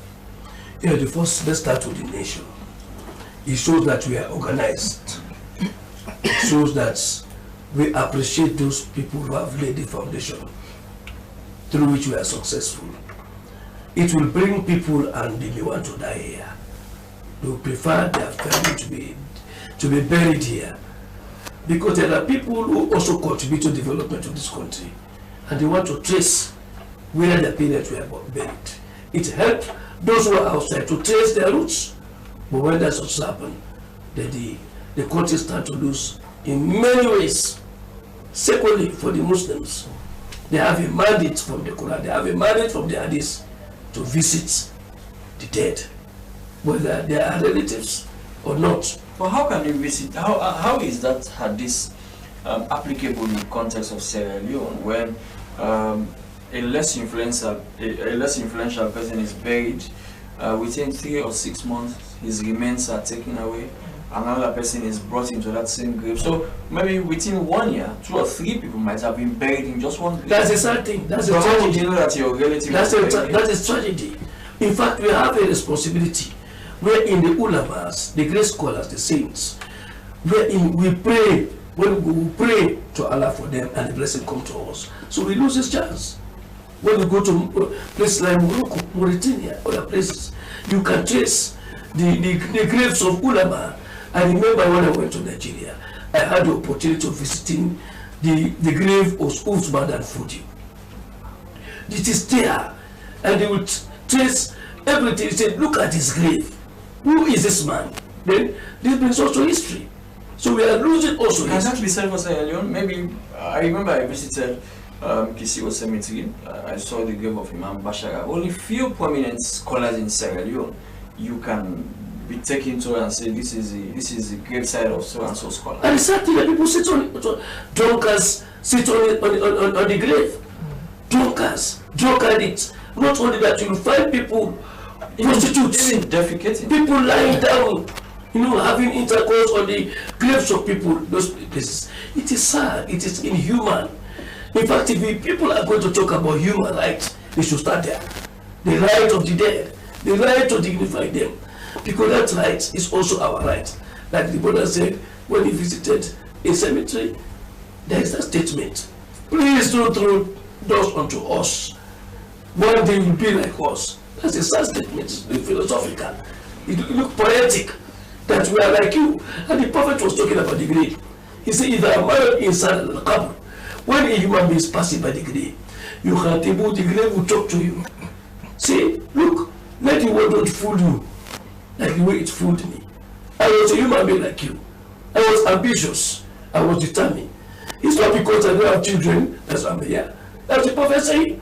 It's not because I don't have house that I'm here. He said, but the world did not give me anything other than cotton wool, stuck on my nose, stuck on my ears, and I'm dumped here. So the cemetery becomes a moral lesson, a moral institution. So no sooner we destroy the identity of the cemetery, that means we are not only destroying our historical reference, we also destroy our morality, and we begin to have cause. Because we are beginning to identify what is wrong with our country. And we cannot change the situation if we don't go back. We are not acknowledging. That means treating the graves like this is not acknowledging the past that made us. They are the past. We, the historians said, if you don't respect the past, then you will not understand the present. And you will not make any headlines tomorrow. So there is a correlation between the past, the present, and the future. Okay, thank you, Dr. Sali Kamara. Now, Fumba, you mentioned something very important. Before the person is even laid to rest, preparing that dead body. Even many Muslims do not even know. Yes.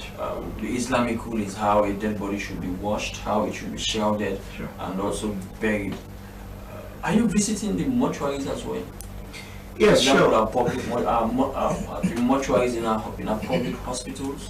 Exactly. I and my camera crew and some of my team members are visiting also the mortuaries, and you begin to see the disregard for human dead corpse in some of our mortuaries before you even get to the gravesite, and it is clear that everything life gives you is death.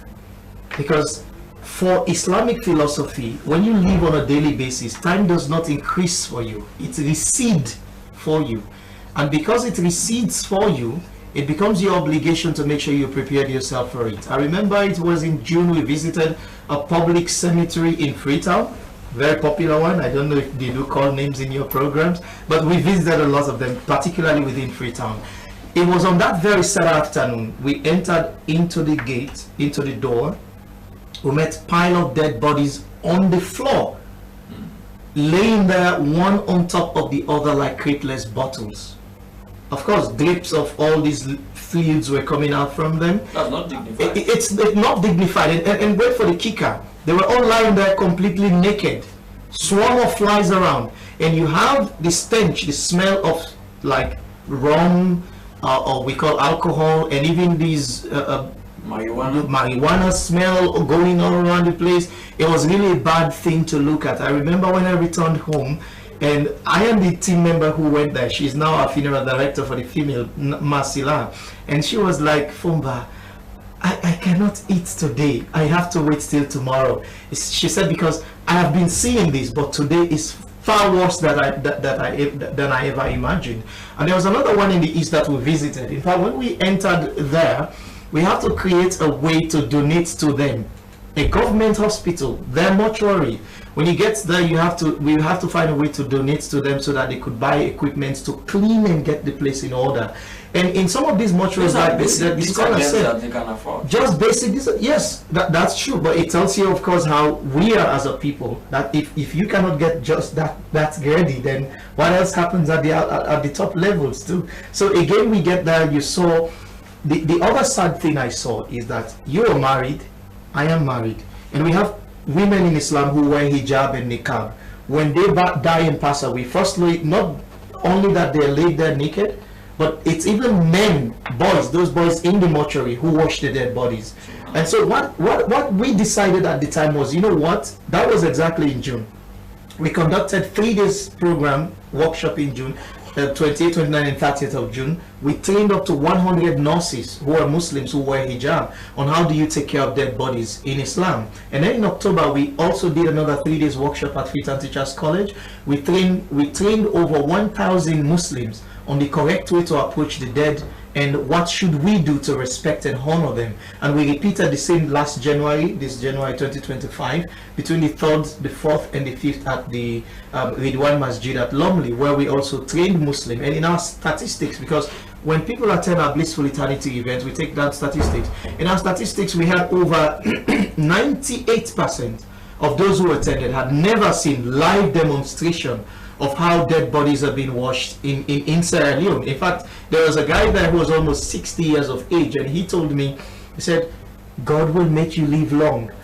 He said, because since I was born, I've never seen a public lecture about this specifically. And I've come here today to learn a knowledge that I ought to have learned long in my years. And even my mother, when she passed away, she was not even treated in the way how you guys have just demonstrated this. So it goes to tell that a lot of Sierra Leoneans don't know. And part of the reason is because generally, not just Sierra Leoneans, even Muslims, we're usually afraid to talk about death. You know, the moment you start to talk about death, people are like, don't bring something bad here. Don't bring bad omens. We don't want it. Just don't talk about it. We see the subject of death as something we should not even discuss. It's something we should just lay to the side only when the eventuality occurs, and then we have to call people, grab them and say, okay, can you come and go there? Let me just say this now. Just this morning, 6 a.m., I was there at Il Muzikr, myself and my team of Janaza team brothers. We were there, we took care of a dead body this morning. And guess what? It was the first time for us to take care of a dead body of a person who has passed away 100 years of age. The old man was born in 1925 and he died before yesterday. So they called on Blissful Eternity. Salaam alaikum, we have a janaza. We say male or female, say it's male. And we do now have a male janaza team. Any Muslim who dies or passes away and they need assistance, I myself, yes, I'm a lawyer, but I'm also proud to be a mortician. I am there with my team to assist and make sure the body is dignified. And I can show you our form.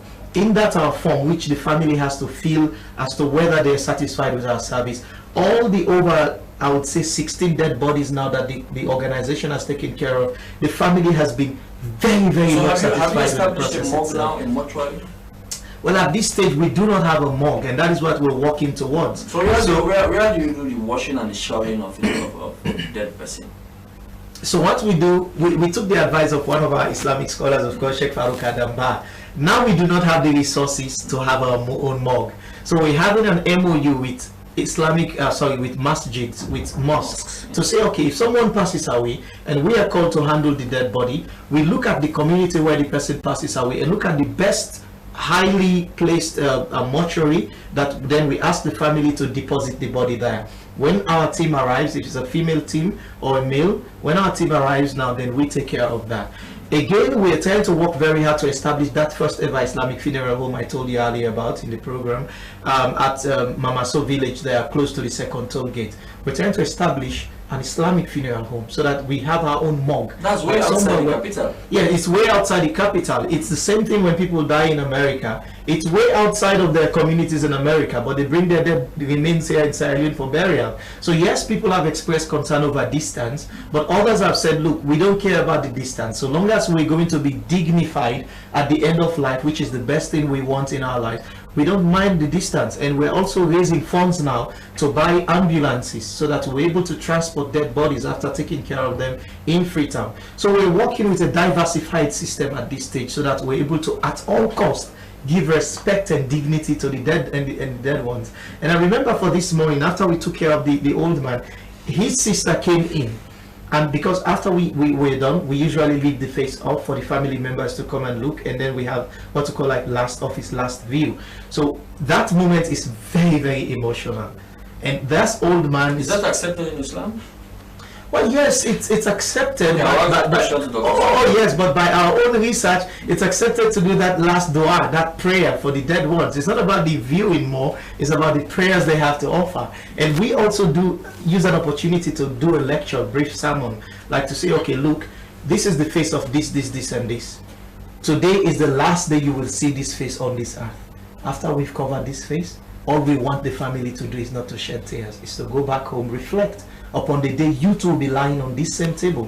Make dua and make your prayers. Yes, Dr. That's what we do. I mean, you had in this issue of, well, I mean, I was just asking a question whether Islam permits that for once the body is being washed, it's being shrouded, for the face to be shown finally to the reality. Well, preferably only to also be made, except if there is a doubt about the person that has died. Okay. Yeah, if there is a misunderstanding somewhere, then the opportunity of the face to be shown is not necessary, really. But it's more prayers, more dua for the dead.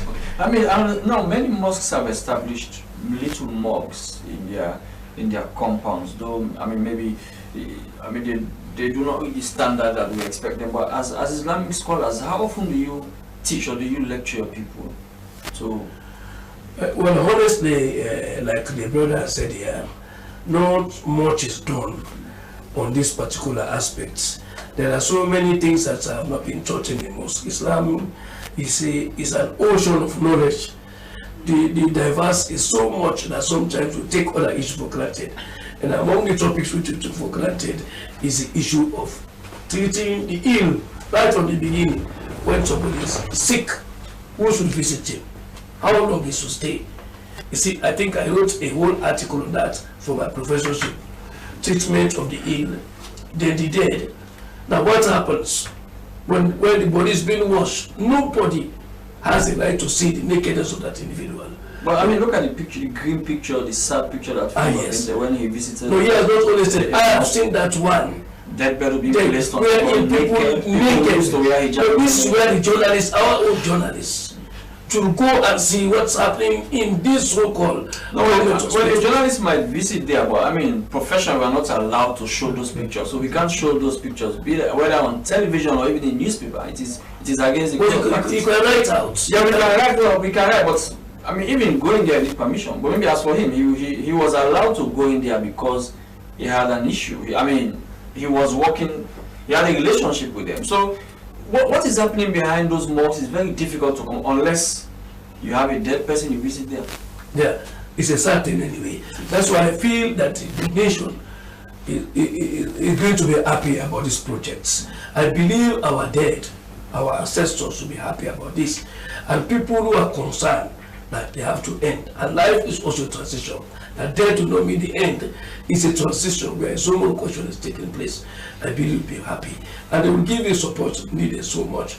It's a challenge, but somewhere something has to be started. Does the dead man in the grave, Dr. Sali, does he feel the inconvenience that we see, for example, the death, the mess that is done around his grave? Does he feel that? Of course. It's like, that's why Shakespeare compared the dead and the sleeping.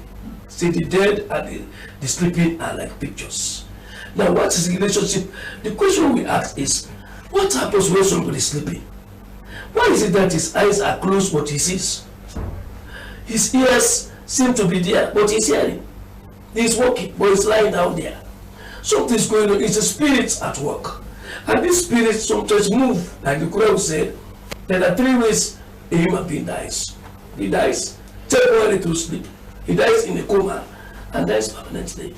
But here, Allah is telling us that when the human being wakes up in the hereafter, he has one cry. And that cry is giving it that he was having a long sleep. Who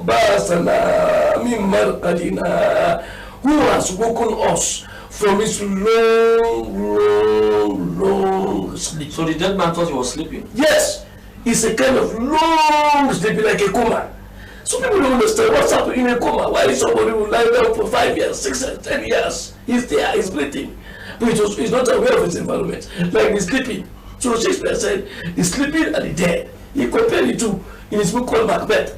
Now what I'm trying to say is the same thing. He said, when somebody says so, the angels will come. What did you dream? Say, I dreamt, I saw paradise. Like a bad dream. I saw this, I never knew I was even dead. Say, this is what God has promised you. And the prophet has been telling you that if you die as a believer, Mutmainna, the life that's accepted. Yes, he said, your grave will be Riyadh, and so will cry. Who has woken up from this long sleep like a nightmare? What do you dream? I dreamt, torment, confused. That's what happened when you sleep. Sometimes you sleep, you are in sleep, and your body is sweating. You are restless, but nobody knows what's happening. So this is where the mystery of life is. Okay. Thank you very much, Dr. Salim. Now, Fumba, I'm sure this is not done on FOC, on pro bono. This is actually the lawyers will say. How affordable are your services?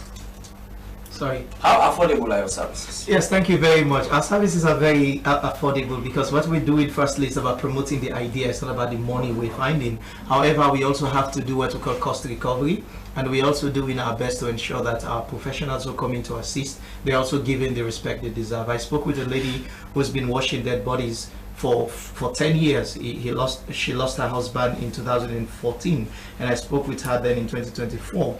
All her time while she's been assisting in morgues and mortuaries to wash dead bodies, the highest she's ever got in it was 60 leons. So imagine for 10 years, the highest you've got is 60 leons, and almost every week you're in hospitals assisting people to dignify, wash, and also shroud their bodies. So our services are quite easy to acquire. Firstly, if you can call any of our numbers, it's easy for one of us to pick that and go into what we call a group CAT call. So we have what we call CAT call. CAT means call action team. So that very group, whenever we place a call there, everybody knows it's time to spring to action. So all of us will have to drag now and get into it. And so to enable the Muslims to achieve this, we also designed what we call Janaza package. Like the scholar said, it's a very, very worn out idea. Like people just forgot about it in the Islamic community. There are times when people die, even the material they need to take care of the dead body is difficult to get in the market.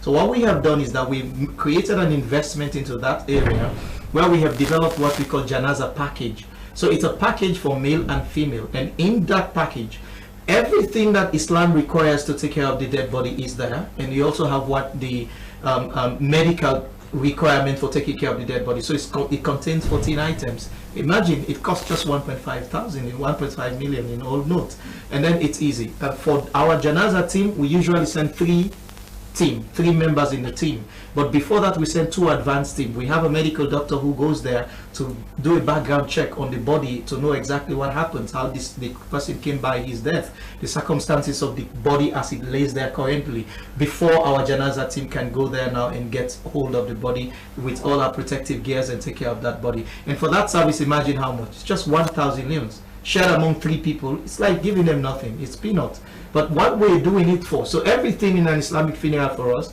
can happen in 2,500 new notes. That's it. So it is affordable, I can say. I'm also saying that when the burial compound is now available, it is possible that maybe obviously, because we're going to sell obviously the grave lot, because we also have to pay maintenance costs to take care of the compound to ensure it continues to remain a decent spot, while we also try to establish in other places across the country that we've already started engaging their own stakeholders as well. So yes, I can say categorically to you, to our audience, that obviously we're very, very... Maybe you may want to share your number before we go. Yes, it's 078 plus 232 plus 23278 052033. Again? Plus 232 78 052033. That's all the number you need to call, and you can get the entire Blissful Eternity team at your doorstep. Dr. Sally, I remember when I was in the US, I visited some cemeteries, you will hardly tell the difference between a cemetery and a park. You will thought the cemetery is a park. So beautiful, clean, decorum. I mean, they are not Muslims, but what you see there, exactly what the Quran says. Yes, we see that in films. We are not looking to have gone there, but we see that in films. The serenity, you know, the need for you to stand and talk, and also you are free from any plague disease coming, because everybody's assume what happened. The living are in trouble, at stake.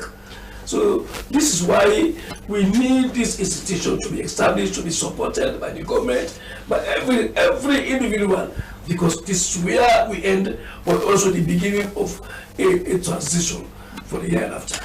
Thank you very much. Well, bottom line only came to you because of the capable hands of my colleagues behind the scenes. Well, special thanks to all my producers, David Williams and Sheikh Usmaila and Bobby Kamina, and my camera operators have been Joseph Stanley and Joseph Toby. On behalf of all of us and the rest of the team, I have been your host. Thanks to my two guests, Abubakar Fumbasoye and Dr. Ibrahim Salikama. I am Asmiba. Don't forget, bottom line is repeated on Saturday at 2 p.m. We'll join you again next week for a fresh edition.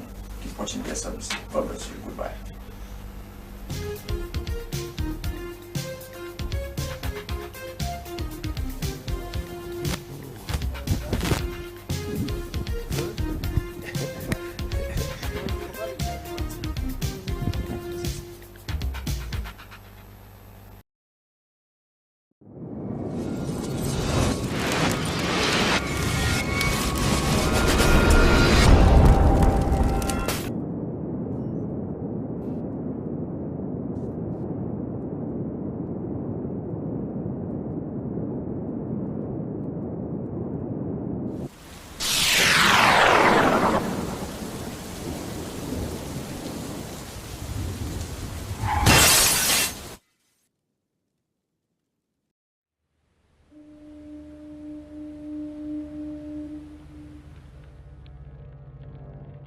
A place cannot produce poems. It can only not prevent them. And Freetown is good at that, for Freetown has its own sudden elegances. People are slow to leave it, quick to return.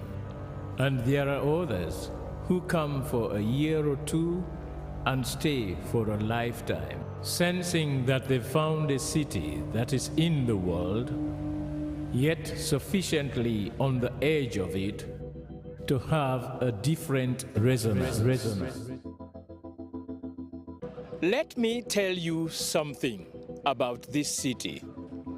All of us, we're all just passing through, and we've all been here forever. Those who came, those who stayed, those who never returned. Tides turn, seasons change, we've waited and we've watched. But we've always been here. We've always listened, because there is a different resonance here. It comes from the river, and the land, and the sky. It's our place. All of us. This city belongs to everyone.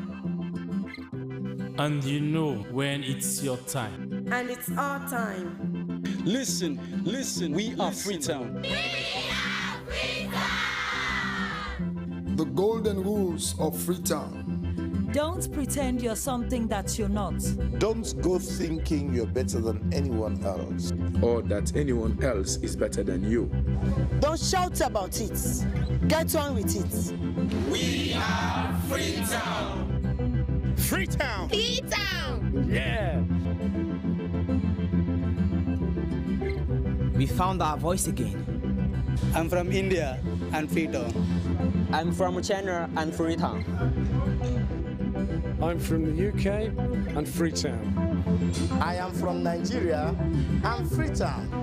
I am from home and Freetown. This city belongs to everyone. The fishermen, the taxi driver, the barber, the drummers, the dancers. All of us. All of us. Everybody. We are Freetown. The past is ours. The future is ours. It's our time again. And this city belongs to everyone. The playwright, the greengrocer, the teacher, the dog. This space is ours. This light is ours. The beaches are ours. The rivers now we own. The roads are ours. The bridges now we own. We are Freetown. We are all visitors and we've all been here forever. We've got the mightiest river. And the biggest sky. And there's a resonance again. Freetown. Freetown. We are proud of this place. We love this city. And we want you to love it too. We are proud of this place. Na pass we all dey pass like stranger them, but we all don't dare from them.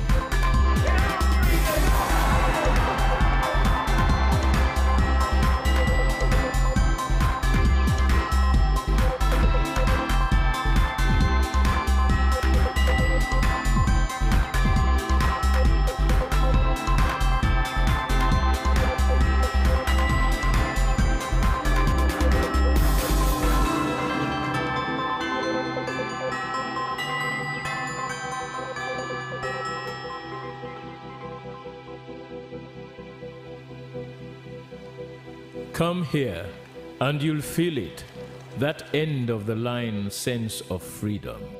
Say yes to Freetown. Say yes to freedom.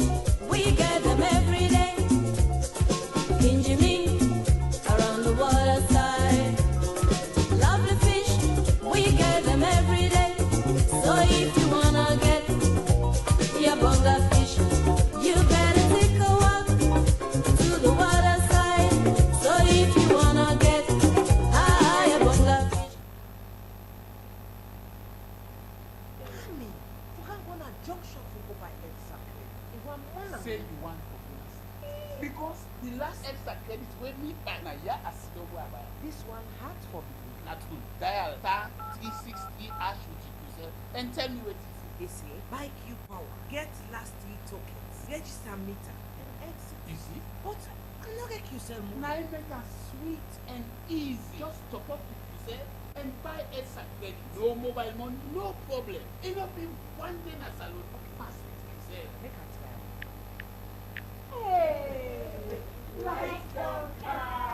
Yes, use yourself to pop and buy extra line anytime, any size. Just dial star 363 hash and follow the instructions. Make sure say you register your meter number before you continue. For more information, dial 111. Terms and conditions apply. QCell, Salon Drive.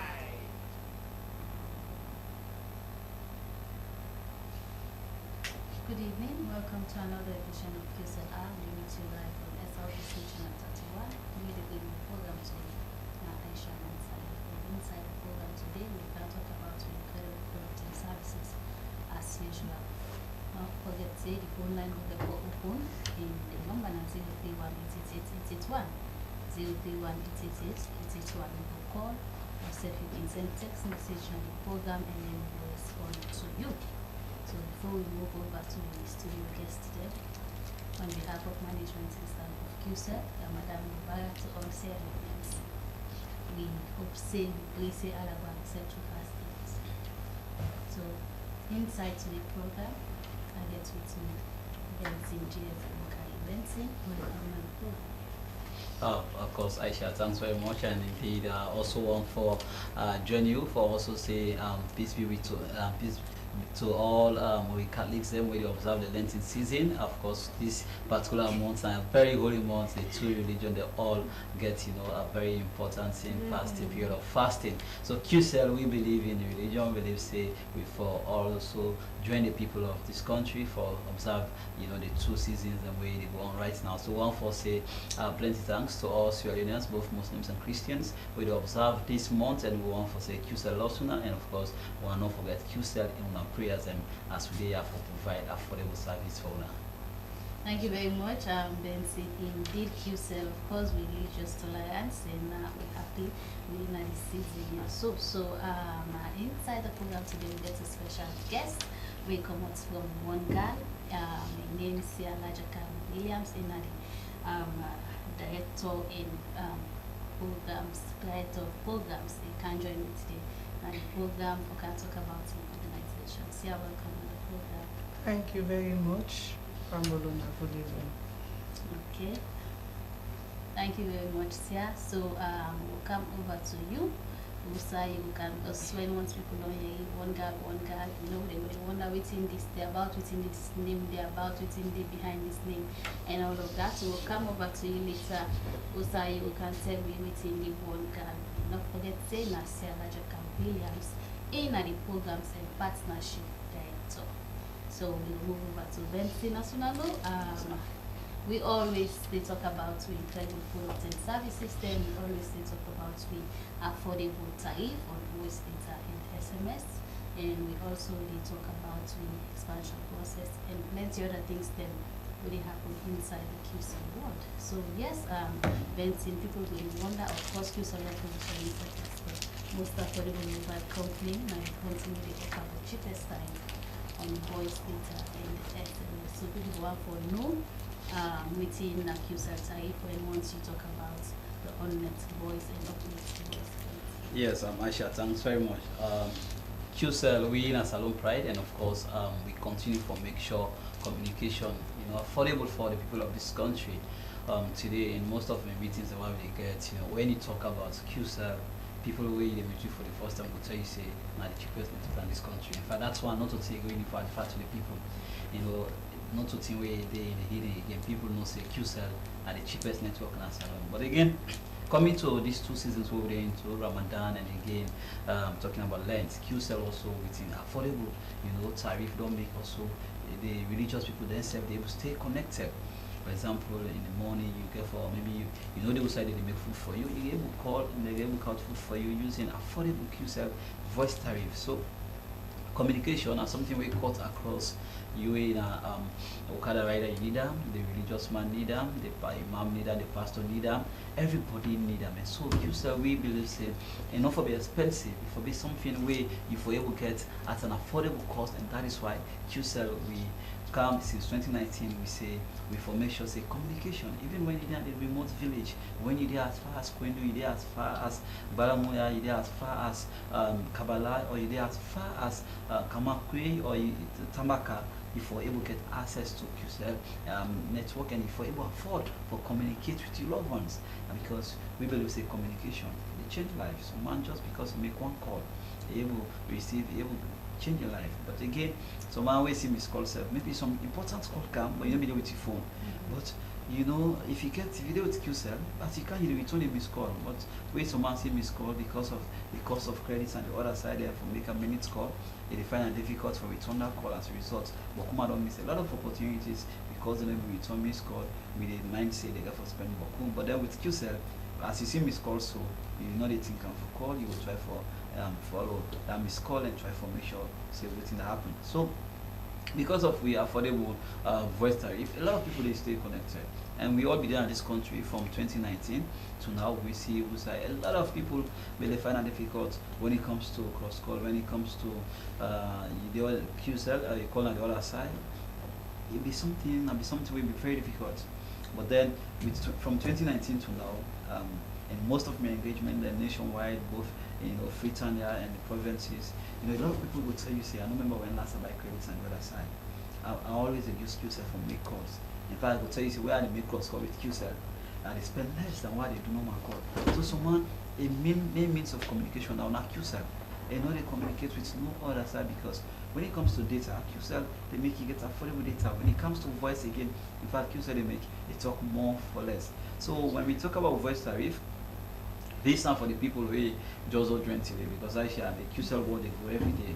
They eventually say we want on board a lot of new subscribers. So for the benefit of them, we don't know we voice tariff. For make a minute call with QCell at just 1.70 cents. 70 cents 90 use for make call with QCell. And of course with QCell you get for talk more for less, and then you browse more for less with QCell. Now 1,070,000 QCell, not just like QCell to QCell.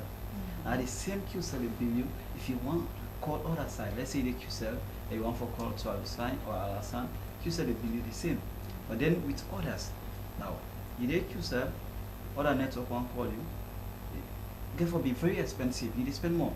Now normal call with others, expensive past others, because others it will be way above 1.86. But then QCell want to make you enjoy its communication with just 1.70 cents. Somebody would wonder, say, how comes QCell 1.70? Well, if you already follow the telecom for a while now, you will not say now for the past 3 years when you get floor price, there is this institution of floor price and ceiling price. So QCell, we always go for the floor price, and of course white others, then it's the cap. When you see the cap, that are the highest way for charge. We say the regulator, we are not casting a for tap, the least way for tap, always like QCell take. Others will not spend 25 years or 30 years in this country, always go for the higher cap. Wait till you say with QCell, you talk more and then you will save more money. But then we'll say you did the other side, then they charge you 1.86 or even more. Like you said, just bill you 1.70 billions for make a minute call. So you see they make more call with QCell. The same thing when it comes to international. We find it difficult for doing international calling in this country. Get 10 years, you say you want for call na USA, na Canada, na China, na India. As you call, the same machine as well. You just need for a ring as you ring, so you're done. But today, people they get 5 million credit with QCell, Aisha. They make more than 2 minutes call. They will stay connected with the loved ones. They'll get one pound at Tiama, we tell me, say, I don't need to forget that phone when they rob hand again. Say, from where QCell come to me, what your phone? I will get me 5 minutes top up. I'll call me picking at USA, and they will be able to talk for a very long time. I able to tell them the problems really happen at home, and able to solve them. So that's why I'm so grateful to QCell. In fact, in our QCell at Barcelona, Tiama, they're so proud of QCell. In our case, market QCell for in our Tiama. So this night QCell they do for make sure say everybody, you the students, you don't need for flash you up and you need that again. So that will be the school now flash. Please call me now. Please call me when they say more. But today QCell don't make students of the secondary school or the one with the university. They make call now. They able to check on the loved ones, able to report back home and tell their family them waiting they happen at school, and of course waiting at the request we want for make using a QCell SIM card. And that is why QCell we engage students there on a daily basis, and of course we also they include at the campus, them interact with them, ask them waiting at the first name when it comes to communication. And that is why you see we come again when you talk about data, the cost of data. Yes, there's a floor price on data. We now 20 millions for 1 GB, which of course you know they might charge below that. That's now the instituted price. You know they charge below 20 millions for 1 GB. However, QCell we believe say, even though we are the cheapest network in this country, but then there's what we call associated benefits when it comes with QCell making call or receiving call. QCell, because we want to make you continue with the conversation, stay connected with your loved ones, able dive into what you really want to go into so that the communication will flow. QCell say now for every minute call where you make or you receive none both ways. First time I just want but none both ways. You make call or you receive call. QCell is giving you 5 megabytes. So now let's say your loved one call you from America when I talk for 10 minutes. You don't get 50 megabytes automatically from QCell just from making from receiving call. The same thing when you make call. For every minute, QCell they reward you with 5 megabytes. So when it comes to communication, Aisha, QCell will make it affordable for the people of this country. Today I get a couple of meetings of sponsorship with a lot of people. Now then when I talk about sponsorship, it's not only for telling all man of this country knows man are the cheapest. and people they wonder. Somebody they wonder if QCell not be there in this country, outside communication be there. Because when we come in 2019, we made 1 GB hours around 40 to 60 millions, but QCell we make 9 millions for 1.5 GB. If even though we don't get floor price, but today you all know what's happening on Tuesdays, Friday, and Sunday. With QCell, they double your data for you so that you able to stay connected. You're in a student, you're able to do your research, you're in a TikTok influencer, you're in a content creator, you're able to upload your videos online. In fact, that's why when I get meeting with some content creators, we are so happy. They really be appreciate a lot of things them today, and with discussion, they'll be really glad because first time for make entertainers and we artists them upload their music them online. It'd be so difficult. But today you able to get your 55 million QCell. 2Q Money is giving you 1 week unlimited subscription. So you're able to download a lot, you're able to upload your music, and people will go follow you. So that by that way you back be able to put food on the table, and that is why very soon they say QCell they collaborate with a lot of celebrities because they just want for show QCell say they are grateful and they're happy that QCell is in this country. So when it comes to voice, data, and SMS in this country, QCell are the cheapest. One thing we will promise the people of this country is that we will remain for being the cheapest network in this country, Aisha. Wow, wonderful. Thank you very much, Benson, on taking time. Of course, I don't talk about we are affordable voice tariff on net and off net. He also don't taking time to explain about we affordable data offers them because of course now everybody needs to stay connected. So if you've been on the struggle at all, we don't make it easy for you. Future will make it easy for you. If you don't come on board it, you will miss out on a lot. Come on board now, make yourself and experience the incredible offers then where QCell gets for your subscribers there. Also, from Benson, we don't want to see QCell to QCell at 1.70 cents, QCell to other operators at the same 1.70 cents. Don't forget to say if you did the other side, you can spend way above that. We always take the time for talk about the entire we talk about your service system over and again. As Benson rightly said, we always get new subscribers on board. Every day we get new subscribers on board. We go on for know about with tariff, we go on for know about plenty of the things that and that's what we always talk about everything. So if you did out there, we know QCell tariff, QCell to QCell, not just 1.70 cents, QCell to others are 1.70 cents. We don't make with the most affordable mobile network in the country, and the same applies to all of the data services there. We are the most affordable. As you mentioned, likely say again, before QCell come into the market, people use photo on the internet or the data, or as soon as you go on WhatsApp, you go on Facebook, you check 1-2 minutes, you don't turn your internet off again. But QCell come and then we unlock the world of communication to the people of Sierra Leone with affordable offers them, and not only affordable as we say, but reliable as well. So QCell will position itself in the market if at all you doubt. We also go come again, we will talk about we SMS tariff as the program they go on for Mekuna no say we still are the most affordable when you talk about SMS tariff, because when we talk about because we of course don't learn to a lot of people they use SMS these days. That make QCell position himself another manner day, and also once people learn for come on board and then continue for use the SMS service with QCell because we are the most affordable. We also will later talk about the coverage area. It don't take a while. We not talk about coverage areas whenever I see events in I know we left until we talk about the coverage areas and how QCell will expand. The last time we always been they say soon we will reach at the interiors and the interiors then, but of course we get new updates now. For now we of course look at explain to na safe we don't reach now 90% of the interiors and now QCell will reach there. So not forget to say the number or the phone line open, the number is 031-888-881, send text message. And the program also you can call and then we'll respond to you. You can ask anything you want to know about. Now we'll move over to the guest for tonight. Sia, we now the program and program and partnership director. Program and partnership director. Sia, we will move over to you now. People go on for waiting by Wonga within this name they about. Okay. Why one girl? Yes. So one as una know na number one. One girl. One girl na the name of the organization. Okay. When a small community, based organization or community focused organization, where they support girls them in education. So we own mandate and we own focus actually it just get for do with girls and education.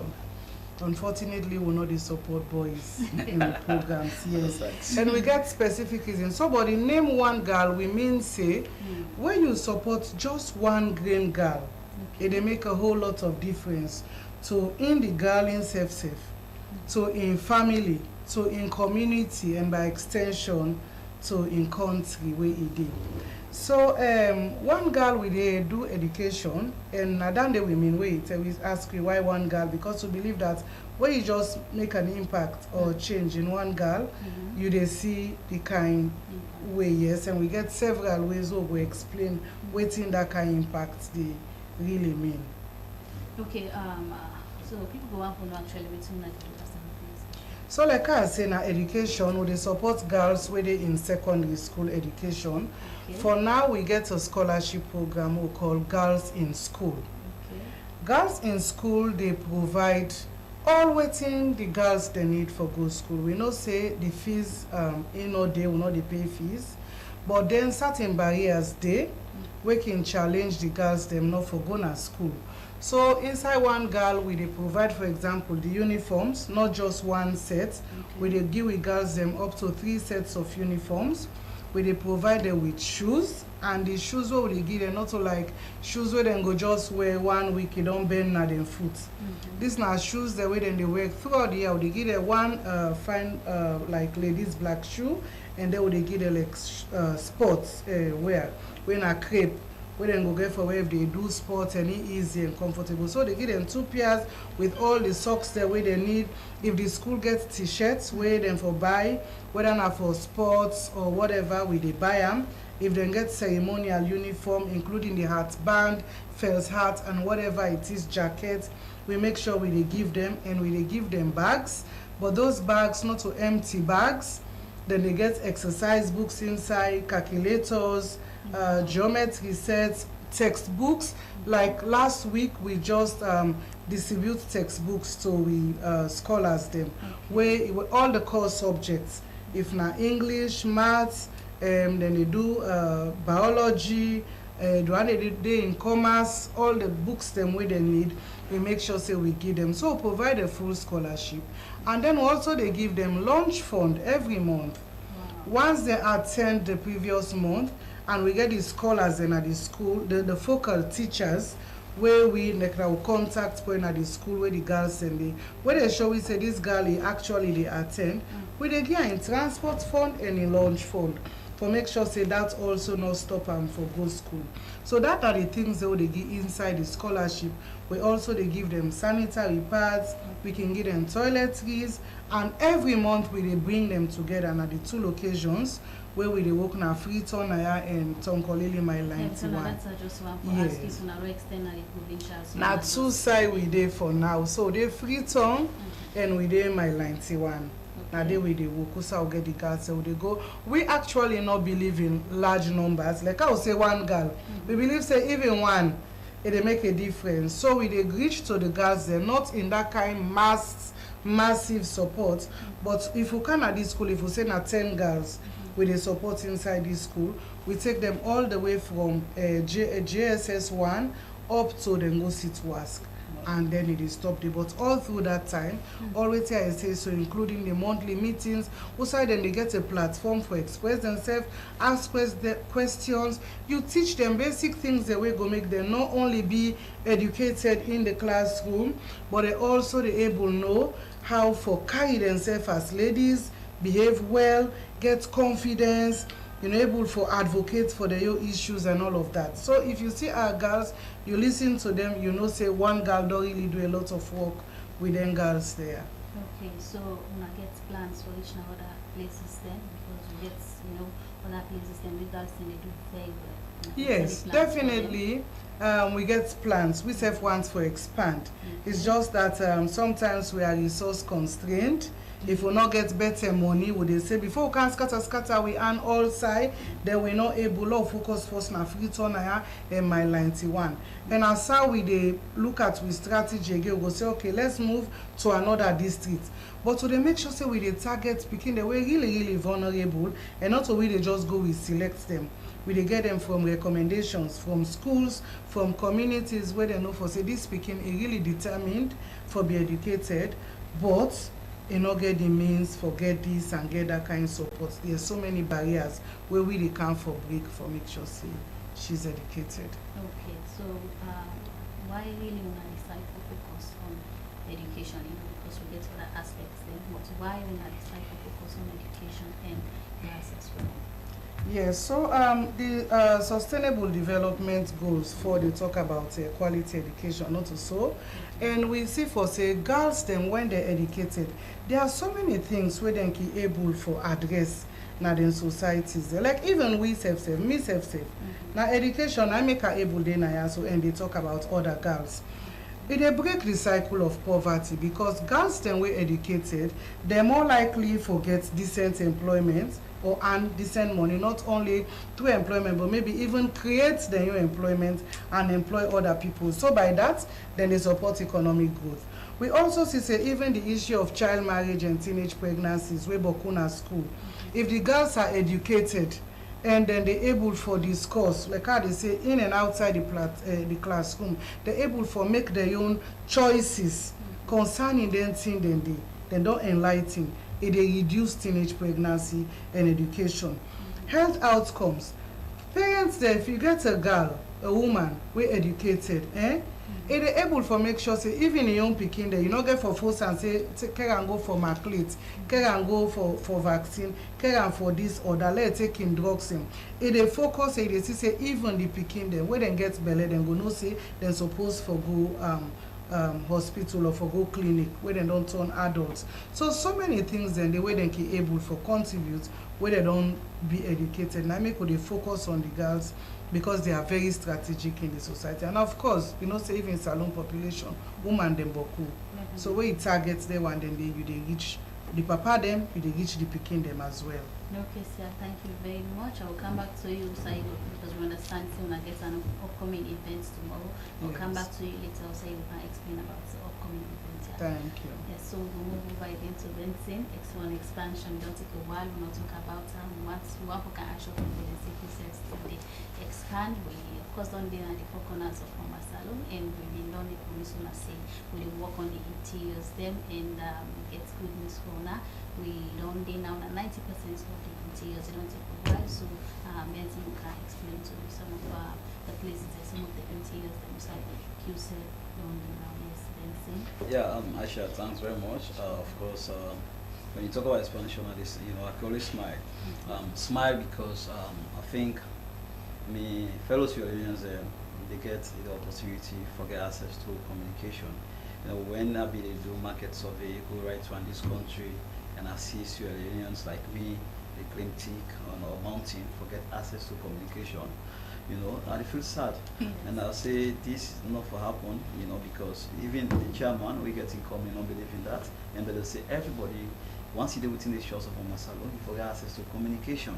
So since 2019, that's don't be the focus, that don't be the target. And that is why a lot of people can say, well, you say, QCell part of this, QCell part of that. Today, even in meetings, I always tell people, QCell is sponsor, but then for us, we want to make sure the communication reach the people. Not only Freetown, Makini, Kenema for get access to communication. We believe say everywhere in this country is important, and everybody within this country, irrespective of who say you are important to QCell. And that is why we named the role as Salon Pride. Means ours. So that man's within that last village, you say bike on the reach, now you with QCell. That God Joseph where they be, I mean, Pabangura where they be in Kamakwe towards Tambaka, now you with QCell. So itself get a similar rights where you get for make phone call or for make video call, live call where you didn't bed after work. Itself where you don't do work like well mail or farm all day when you return home. QCell for making relax and get access to internet, just like how you get access to internet in Freetown.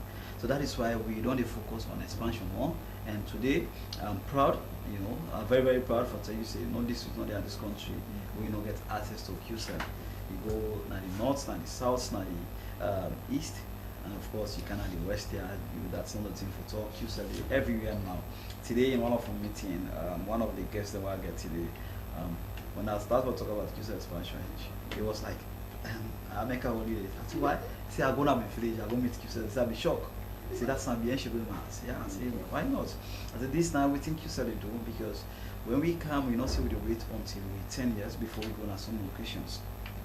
Others have been here for over 25 years, but up to now we get places, and at this country we don't get network. And in fact, we get towns and right now. I should tell you, if you go to the province, only QCell network you get there. Go to places like Baima, for Gomo, Baina Kailan, you go places like Maso Sanka, and all the QCell you get there. The same way also when you go to other community, they will tell you if not to be for QCell, then if it don't be problem. If not to be QCell, communication for them may be problem. But today, QCell network don't change the narrative. When I go to Slema for the last month, but even though they ban video on fishing, the people be so happy for receive way. The people be so, because why? They will tell you QCell they make you stay connected to loved ones. QCell internet strong now, and in fact QCell I know they attract tourists and out to Slema, because when you go to that place you see 3 nationalities, the Ghanaians are there, the Liberians, and of course Sierra Leoneans are there. They do a lot of fishing, but waiting will keep them busy. And of course, tourists, they also want for going on that side. But the one way they go, they not the beautiful sand. They make video calls, live video calls with their loved ones and back home. But before the wake you not be there, it be kind of difficult. And even up to today, it's like it says Sulema, Akitoka, without no doubt, say 70 to 80% of the people who do in Sulema, they use QCell. The last time when I go there, I get for big them for SIM activation. I was sending a tell us they go to Kenema, because time not be there in my favor, get for return boats on for also go other parts of the country. So today the expansion business are so proud of Aisha. Some people know that, and people that keep coming and they tell me so we don't reach. So man say, I say when I don't go, I say yeah, I say that is it. I say we na Salon Pride. So they tell you say when you say play Freetown, you go, let's say you go Kwendo, or you go Kenema, or you go places like Kamakwe. You need for the access to network. You go back Kano, you go places like Bobuna, you go Yile. This not side the way you put it. You for enjoy with communication. So you set up cover that side of all. How to reach areas. Somebody meet with Moscow fasting one day with a go Kwendo. Say so not so feature more like this. I say okay, see that feature more like this. I say no. I say we go the extra mile because the road network for Kwendo the bad, but not Sierra Leone is a day.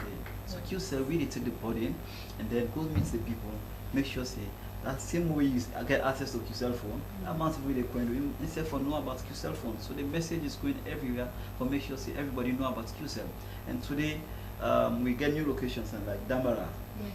We will go Dambara very soon, and Huey, of course, you don't know that. I just want to ask you, how's that? That's one at the south, Okay. and of course, now 20 miles from Bo. Okay. If they go from by CKC, they go by CKC. Of course, I road again where they can say, so na Valina Children, we go down in a day. Of course, Table Valina Children now. We also try for reach Mongre. From Mongre, we go Bauma. From Bauma, we go as far as Jalion. That's Biengima. Then from there, no, that's it. 3 years ago we done that. So now this end there we want to concentrate. From there we go to Ngay. So it tells you now, if you say you want to use shortcuts from here for Gambo, you don't forget access to communication. You will stay connected from Mongrete, you can Mandu, from Mandu you can Dambara, and Dambara reach Bo. You will get access to communication. The same way so now. Of course, the people of Dambara they call we. So especially very soon, very soon, in less than 1 week, we will officially get the first marketing engagement in Dambara. And of course, from there again, we will go Sumuya. And Sumuya na Boyege. Sumuya na Boyege. Sorry, they do very well. If you don't hear about this planting company, I mean the pineapple company, the pineapple factory they right now, they will open up. But that again, a lot of people don't go. And trust me, Aisha, a lot of people are going to QCell SIM that they use because QCell network is fast. The 3G will put in fast just like the 4G now. and the people they really tell you a good testimony about that. So we also they go somewhere very soon. For the day inside this week where they come, and from there we also get other new locations that we want for cover. And now we fourth phase of expansion now they really into. As I talk right now, we don't get sites now Wajibu. From there now we can put site again at level one. Can let them achieve them. The Wajibu na Simbaru, from Simbaru now we can come there from we will put na level one. Then we also put na Jene. From Jene we also make the market, and of course we go Badu. From Badu, we also try for go inside They also really call. No, right? It's for who before the guy. Right. So from there, we go for go inside the right sounds at the talk. The people of Pound One they call you because network we don't the Tongo and Lagos just have also Lagos have the try for pets network. So we are coming into those places for make sure that they have access. And after we fourth phase, you know, we promised this country, say, when we launch QCell, you know, only small village then will have we QCell launch it. And very soon, we will get the official launching of QCell. We'll make you know, say, QCell, we come for stay. And today, Aisha, one thing we're not going to have is that when we come in 2019, you know, you come as a late entry to the market. A lot of people been find out, you know, difficult for even others player who meets in this country for one funny reason with the refuse for locate to tweet. So that make the chairman say, okay, why not we go pay we oppose them. And today I was so come loud say others they collocate to we more than the way they collocate to them. We get pools and parts of some network who meets in this country. We tell you say for many reach now some locations we also get for uplift them because we believe say yes we don't want to be monopoly. They don't get good players, let there be free market and let everybody do it in. But QCell we come from make sure say everybody get access to network. So just like I always say for you within that small interior, you within that village, we say by school on the reach, but the rest assures you are Sierra Leoneans and the target here is the shores of Mama Salon. As you step in foot, so even when you come out Guinea, as you enter Salon, so before able to give or communicate. I guess some colleagues that will come out Liberia use Kenema as is. So when they reach Water side, they try for communicate with the loved one. They say they live at the border now. So they say they tried several network. It was difficult, but when they put QCell on, it was 100%. Now church, that me member, church member would tell me about that. See, yeah, when you go Kenema. Now look go around Tunkia, we're 40 miles from Kenema. Today go around Tunkia, other network they do, but the favorite network. When I say favorite, if you do research, you go around Tunkia, they will tell you say QCell are the best network because QCell are the network we know they go off. QCell are the network we inside so they go down, and QCell know they give you a stable network in these locations of what they call. Well, of course you will only go Kailan, they will you know see now Kailan. Others like go down the more than how many weeks or how many days. People they suffer for network. So that's why you never see they find QCell for post service or for any other thing for pull down the network. We always make sure see the network they up and the people they enjoy with communication. So we cover the entire country in summary, Aisha, and from now to April, the people of Falaba, where they belong, they really call for QCell. They also get more than 12 sites we go for day up, and they will begin for stay connected with the local ones. So expansion, just like how we always say, I'm not going to talk about expansion until the last village gets QCell network. So we're on the fourth phase.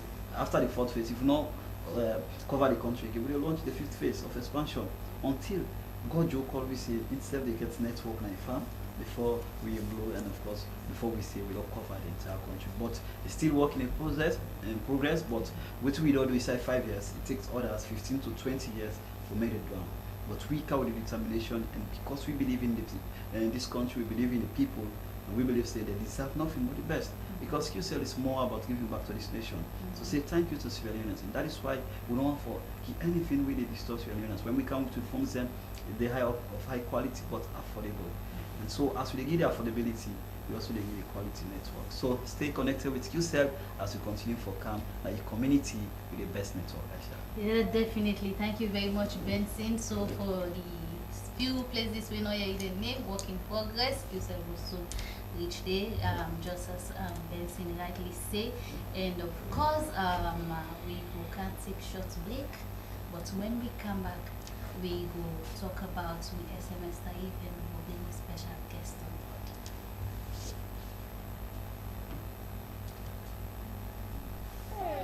Honey, you can't go to a junction to go by Ed Sacre. Say you want coconuts. Because the last extra credit when me buy na ya asidobo about. This one hard for me. At home, dial star 360 hash with yourself and tell me what it is. They say buy Q power, get last 3 tokens, register meter, and exit. You see? But I'm not get yourself more. Now make it sweet and easy. Just top up yourself and buy extra credit. No mobile money, no problem. End up in one day na salon. Pass it yourself. Make a try. Hey, life Yes, use it yourself to call and buy extra line anytime, anytime. Just dial star 363 hash and follow the instructions. Make sure say you register your meter number before you continue. For more information, dial 111. Terms and conditions apply. QCell, Salon Pride. Hey, me, you can't go to junction to go buy extra. You want one? Say you want to go. Because the last extra credit when me buy na ya asidobo about. This one hard for me. At home, dial star 360 hash with yourself and tell me what it is. They say buy Q power, get last 3 tokens, register meter, and exit. You see? But I'm not get yourself more. Now make it sweet and easy. Just top up yourself and buy extra credit. No mobile money, no problem. End up in one day na salon. Pass it yourself. Make a try. Hey, life Yes, use it yourself to call and buy extra line anytime, anytime. Just dial star 363 hash and follow the instructions. Make sure say you register your meter number before you continue. For more information, dial 111. Terms and conditions apply. QCell, Salon Pride. Welcome back to the second half of QCLR. We meet you live on SLBC channel 31. We really bring the program to you in Aisha side. Before we go to short clip, we don't talk about the local voice study. We don't talk about the expansion process. Because we get with special guests again, because we come with school and we don't talk about the organization, what the organization stand for. And now we will come here and come up and what we say tell you about the upcoming event we normally welcome. Lestia, welcome back to the program. Yes, thank you very much. Okay, so people, they can't wait. They want to know this event here we not only work on for a very long time. We want community the events about when the events get proposed, decide the events will get to take place. Okay, so we all know say March 8th na International Women's Day. Usually March 8th in fact na public holiday. And then na time where we dey recognize women them and see, you know, waiting women they don't do na society and at the world. Sometimes they can give awards or just highlight issues concerning women, advocate for different things the way they affect women and girls. So on this International Women's Day, we as One Girl, we say, okay, on March 8th itself, there will be so many activities where they go on, but we want to start from the eve of March 8th. So when tomorrow, Friday, when at the 7th, on the evening, we they come and get a dinner. Also, we they celebrate we self as women them, call people them for celebrate with we at One Girl for all the work we done they do with girls. And for also make people then know about One Girl. Me, I joined One Girl in December 2024, you know, a new day. So I come, I see say like people don't know much about One Girl. And there's so much where we they do, we just they no more underground. You get people they do things where I'm not gonna say it's small, but compared to waiting we they do. You know, they are all over and then they talk and people they know, but people don't know about One Girl. So we get for begin for make people know about One Girl, and one way this will say, okay, let's start. Now it's International Women's Day. Let's get a dinner, invite people, let them come. We go show them things the way One Girl don't do, play videos, get testimonies from alumni there where we don't support, where some don't do universities on the work now, and some go tell about the journey where One Girl take them through, and even the current scholars where we get. Let people hear it from them. And also, it's an opportunity for partnerships because we invite other organizations. When I ask, we say, if not just here and here, no more we do. We want to expand. But sometimes you need to partner with others. You get people, then we get some resources, or then they provide some services where we know they provide. Like for the girls, we're doing education. But they might fall sick. We mandate not cover education. But another partner go there, they provide health services, even free services, where the girls then can go and benefit from, so that if they fall ill, they not go drop out, or they not go day off school. So we get this event tomorrow, when a Friday, March 7, na Vanilla Complex na Aberdeen. Yes, and na tickets we don't they sell all this time. So we get tickets where single na 1,200, and if na double na una 2 they go na 2,000. So it means if na una 2 they go na they pay less. That means we encourage people for go in pairs. You no need for be say pass man and woman. It can be your brother, your sister. We not go say no the two person are this. So now that event they will get to man Vanilla Company. Of course, food will be there. We get Viras catering services for the one they know Viras. Now they get for day for make sure say they take care of the food. And we get people there like QCell. We can't sell out near QCell per this event because QCells they grow. Because then they try for each also. Yes. And we serve as one girl. We serve now one let people they know but we. So lot of friends who come in where in serve they expand. Let we can align to them. So I see them they grow so now. They know they left free bien. Now that makes so you see what QCell. So now this event now get tomorrow where we still not let it if somebody want for join. For can be a part, can relax the evening of if can't see you don't hear about one girl, you want to know what to do. Come tomorrow and you go see, you can reach out to me and then you go see how you get the tickets. Okay, Sia, thank you. So if somebody did out there like want to be part of this organization, you want to be part of the event or the organization? Yes. In what way? As a scholar, like somebody who they support na school, or want support as a scholar, as a supporter. Okay, so yes, you want to be part several ways. Even by giving a donation, by supporting one girl. Say, okay, one girl, me I want for support 2 girls. Them waiting go be the cost for support 2 girls from this stage to this stage. You're part of us. You can work like how many they work for one girl. You can be a scholar where they come in. For the scholars, them like how we say, we get a criteria, but it has to do with vulnerability. You get for be a girl, and you get for day secondary school because when they do primary. Other organizations and they a lot where they already do that, and we know they want for duplicate effort. So we they focus on secondary school and it's girls. So you get for big girl, and then if you get, we get you know, the recommendation from the communities. Whenever we expand, we say we need for enroll so many this number of girls, then they can come and be a part. So these are the ways where they be a part of one girl. You support our work. You come, you can come and even join with, like how we say, partner with us. Also, you can be a part of the work. And if not for the event tomorrow, come and rub skin with one girl. Color all enjoy good food, listen to what they do, and maybe by that you can even think of what you go do more for one girl. Okay, so you get any contact number if somebody want for support, and also for people that will go out for attempt, you mind for go over the event, the location again? Yes, the location again. So Benson, I think it go easier for we reach through this contact number. People can reach with it.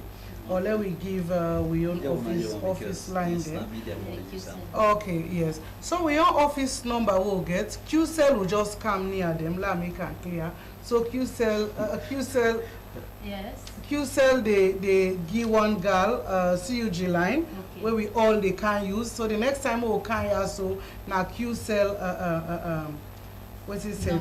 Line with the give una yes. But me so Benson call this number because now QCell yeah, you can call 031 888 now the number you will call, and of course we be able to respond to you, and then we can able to tell you so you will go for a ticket, and for the venue of course now Vanilla Complex now Aberdeen, You go there tomorrow for be very great. You want to see the QCell our presenters. Good day, we get for the day, and of course, if we go under tomorrow, you must come on with something from QCell. From QCell, you know where I return empty. As you go so tomorrow, by the time you return, you must return with something we go showcase. When I go that program, one girl dinner, and this I go. So the number is 031-888-881.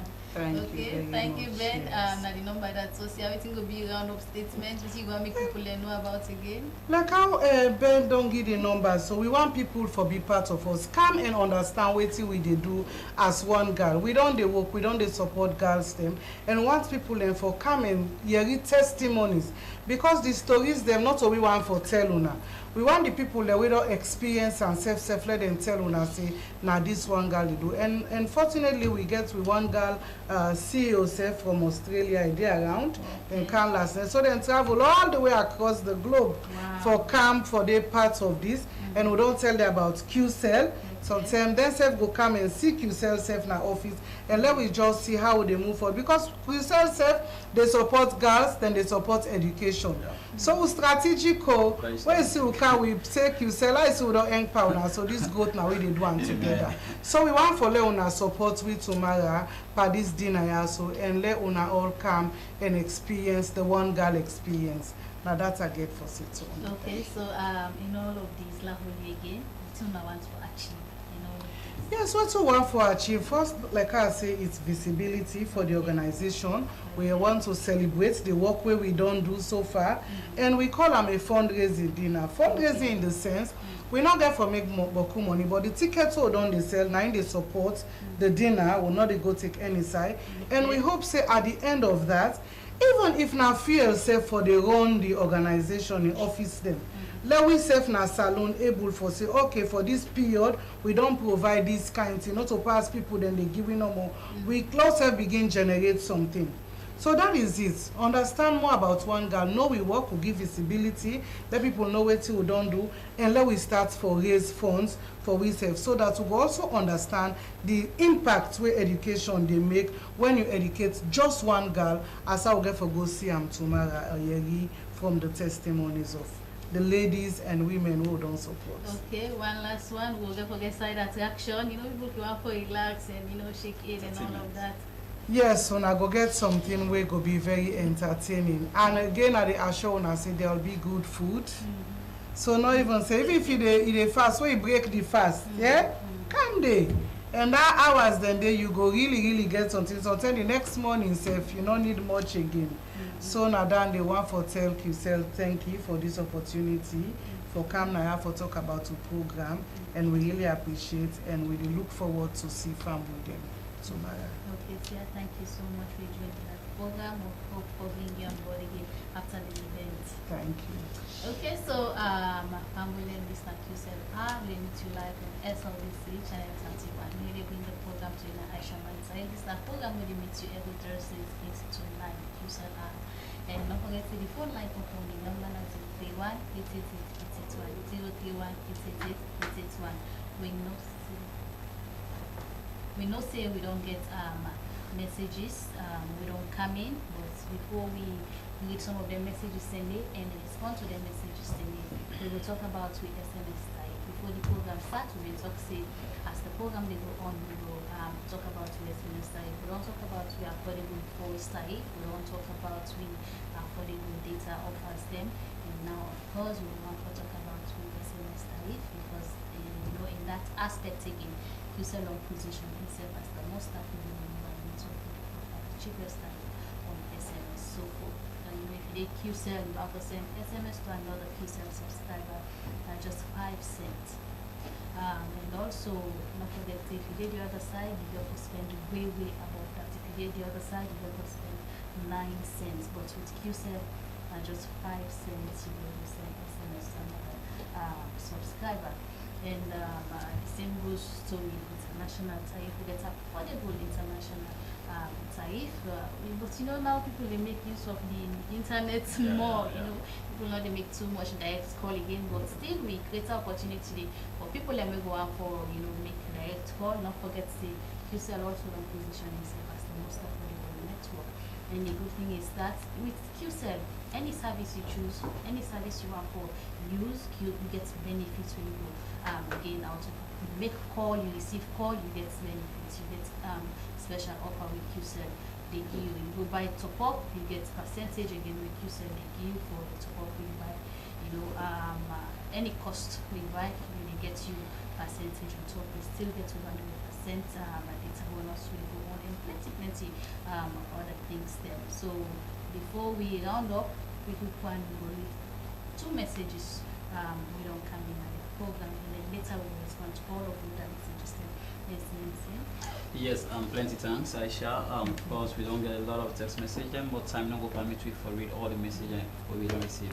And the first message where I would take read say, hi QCell, I'm happy for the expansion, and I hope you will also come to my village as soon as possible. Unfortunately, this person not putting a village name, but we will try for call out tomorrow for knowing village, because as others we they call, and today they get network on the village. This other one say, indeed QCell now the best network in this country. We hope say QCell no will go inside. Plenty thanks for that compliment. QCell no get for both anywhere. We can have for stay and we can for change the narrative. The one where we'll take as bonus is say, good evening. It's not clear. This one say, good evening, my people in the studio. I'm happy to hear about QCell. I hope you will continue to give better service. Of course, Aisha, please start a few messages we will take now the program as time on day now we start again. Okay, Ben, thank you very much. So for the new subscribers, then we don't come on board, we get to universal code we will give you. If you want to know how to check your top up balance, how to check your data balance, how to buy data, how to know your number, how to send please call, how to transfer credit, how to loan credit, if you want to know all of the things, just dial star 343#, star 343#, and then you will check your direct message inbox, and you will see the processes how to go through, and we will go for launching all of the services today. Anything will be goodbye for tonight. Before we say goodbye. Definitely QCell not for you, QCell not for me, QCell not for go out there and get a QCell SIM card, and of course enjoy better communication for us. Okay, on behalf of management and staff of QCell, we love and appreciate you now, and QCell will relent, QCell will give up, offer the best of services to the people of Sierra Leone, because none of them is in the until next week we will be in the program to in the national side. Let's say bye.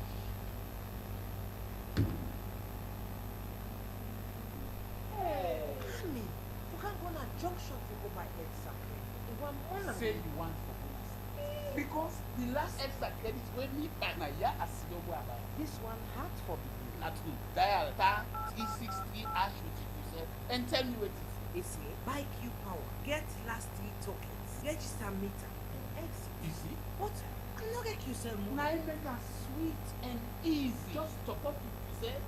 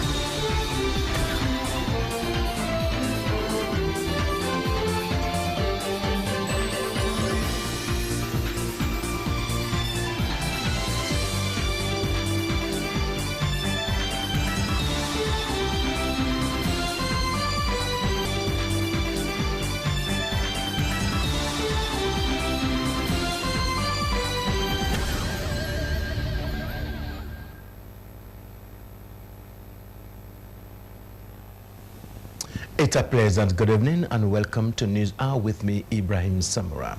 Coming up in tonight's bulletin. An MOU between Sierra Leone Broadcasting Corporation and the Right to Access Information Commission promotes transparency and accountability in line with shared goals. Chief Minister Dr. David Moinina Senge joins traders at Swazi Sellers Grounds for Iftar. And a pivotal meeting focused on the promotion for proper growth for peace consolidation and the youth empowerment project takes place in Moyamba districts. The stories are more are lined up in this edition of the news.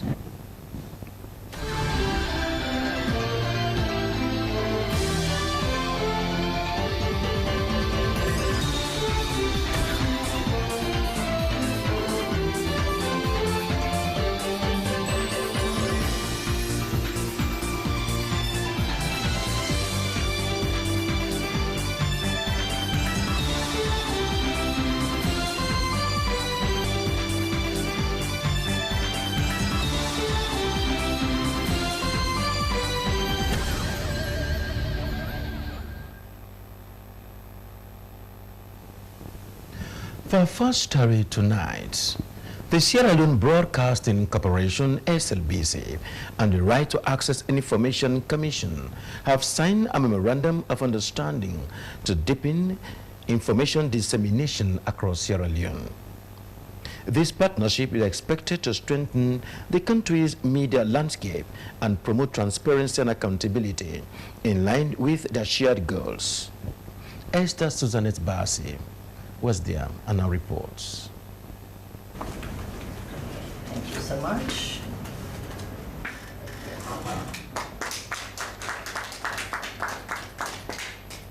The signing of the MOU between the Sierra Leone Broadcasting Corporation and the Right to Access Information Commission was seen as a huge move towards the dissemination of credible and factual information in the country. The Sierra Leone Broadcasting Corporation was established by an Act of Parliament in 2010 with its mission to provide independent and impartial broadcasting, whose key objectives include the provision of reliable information, education, and entertainment that represents diverse opinions of the Sierra Leonean public. Madam Josephine Kamara, the Director General of SLBC, emphasized the importance of the MOU agreement, highlighting how it aligns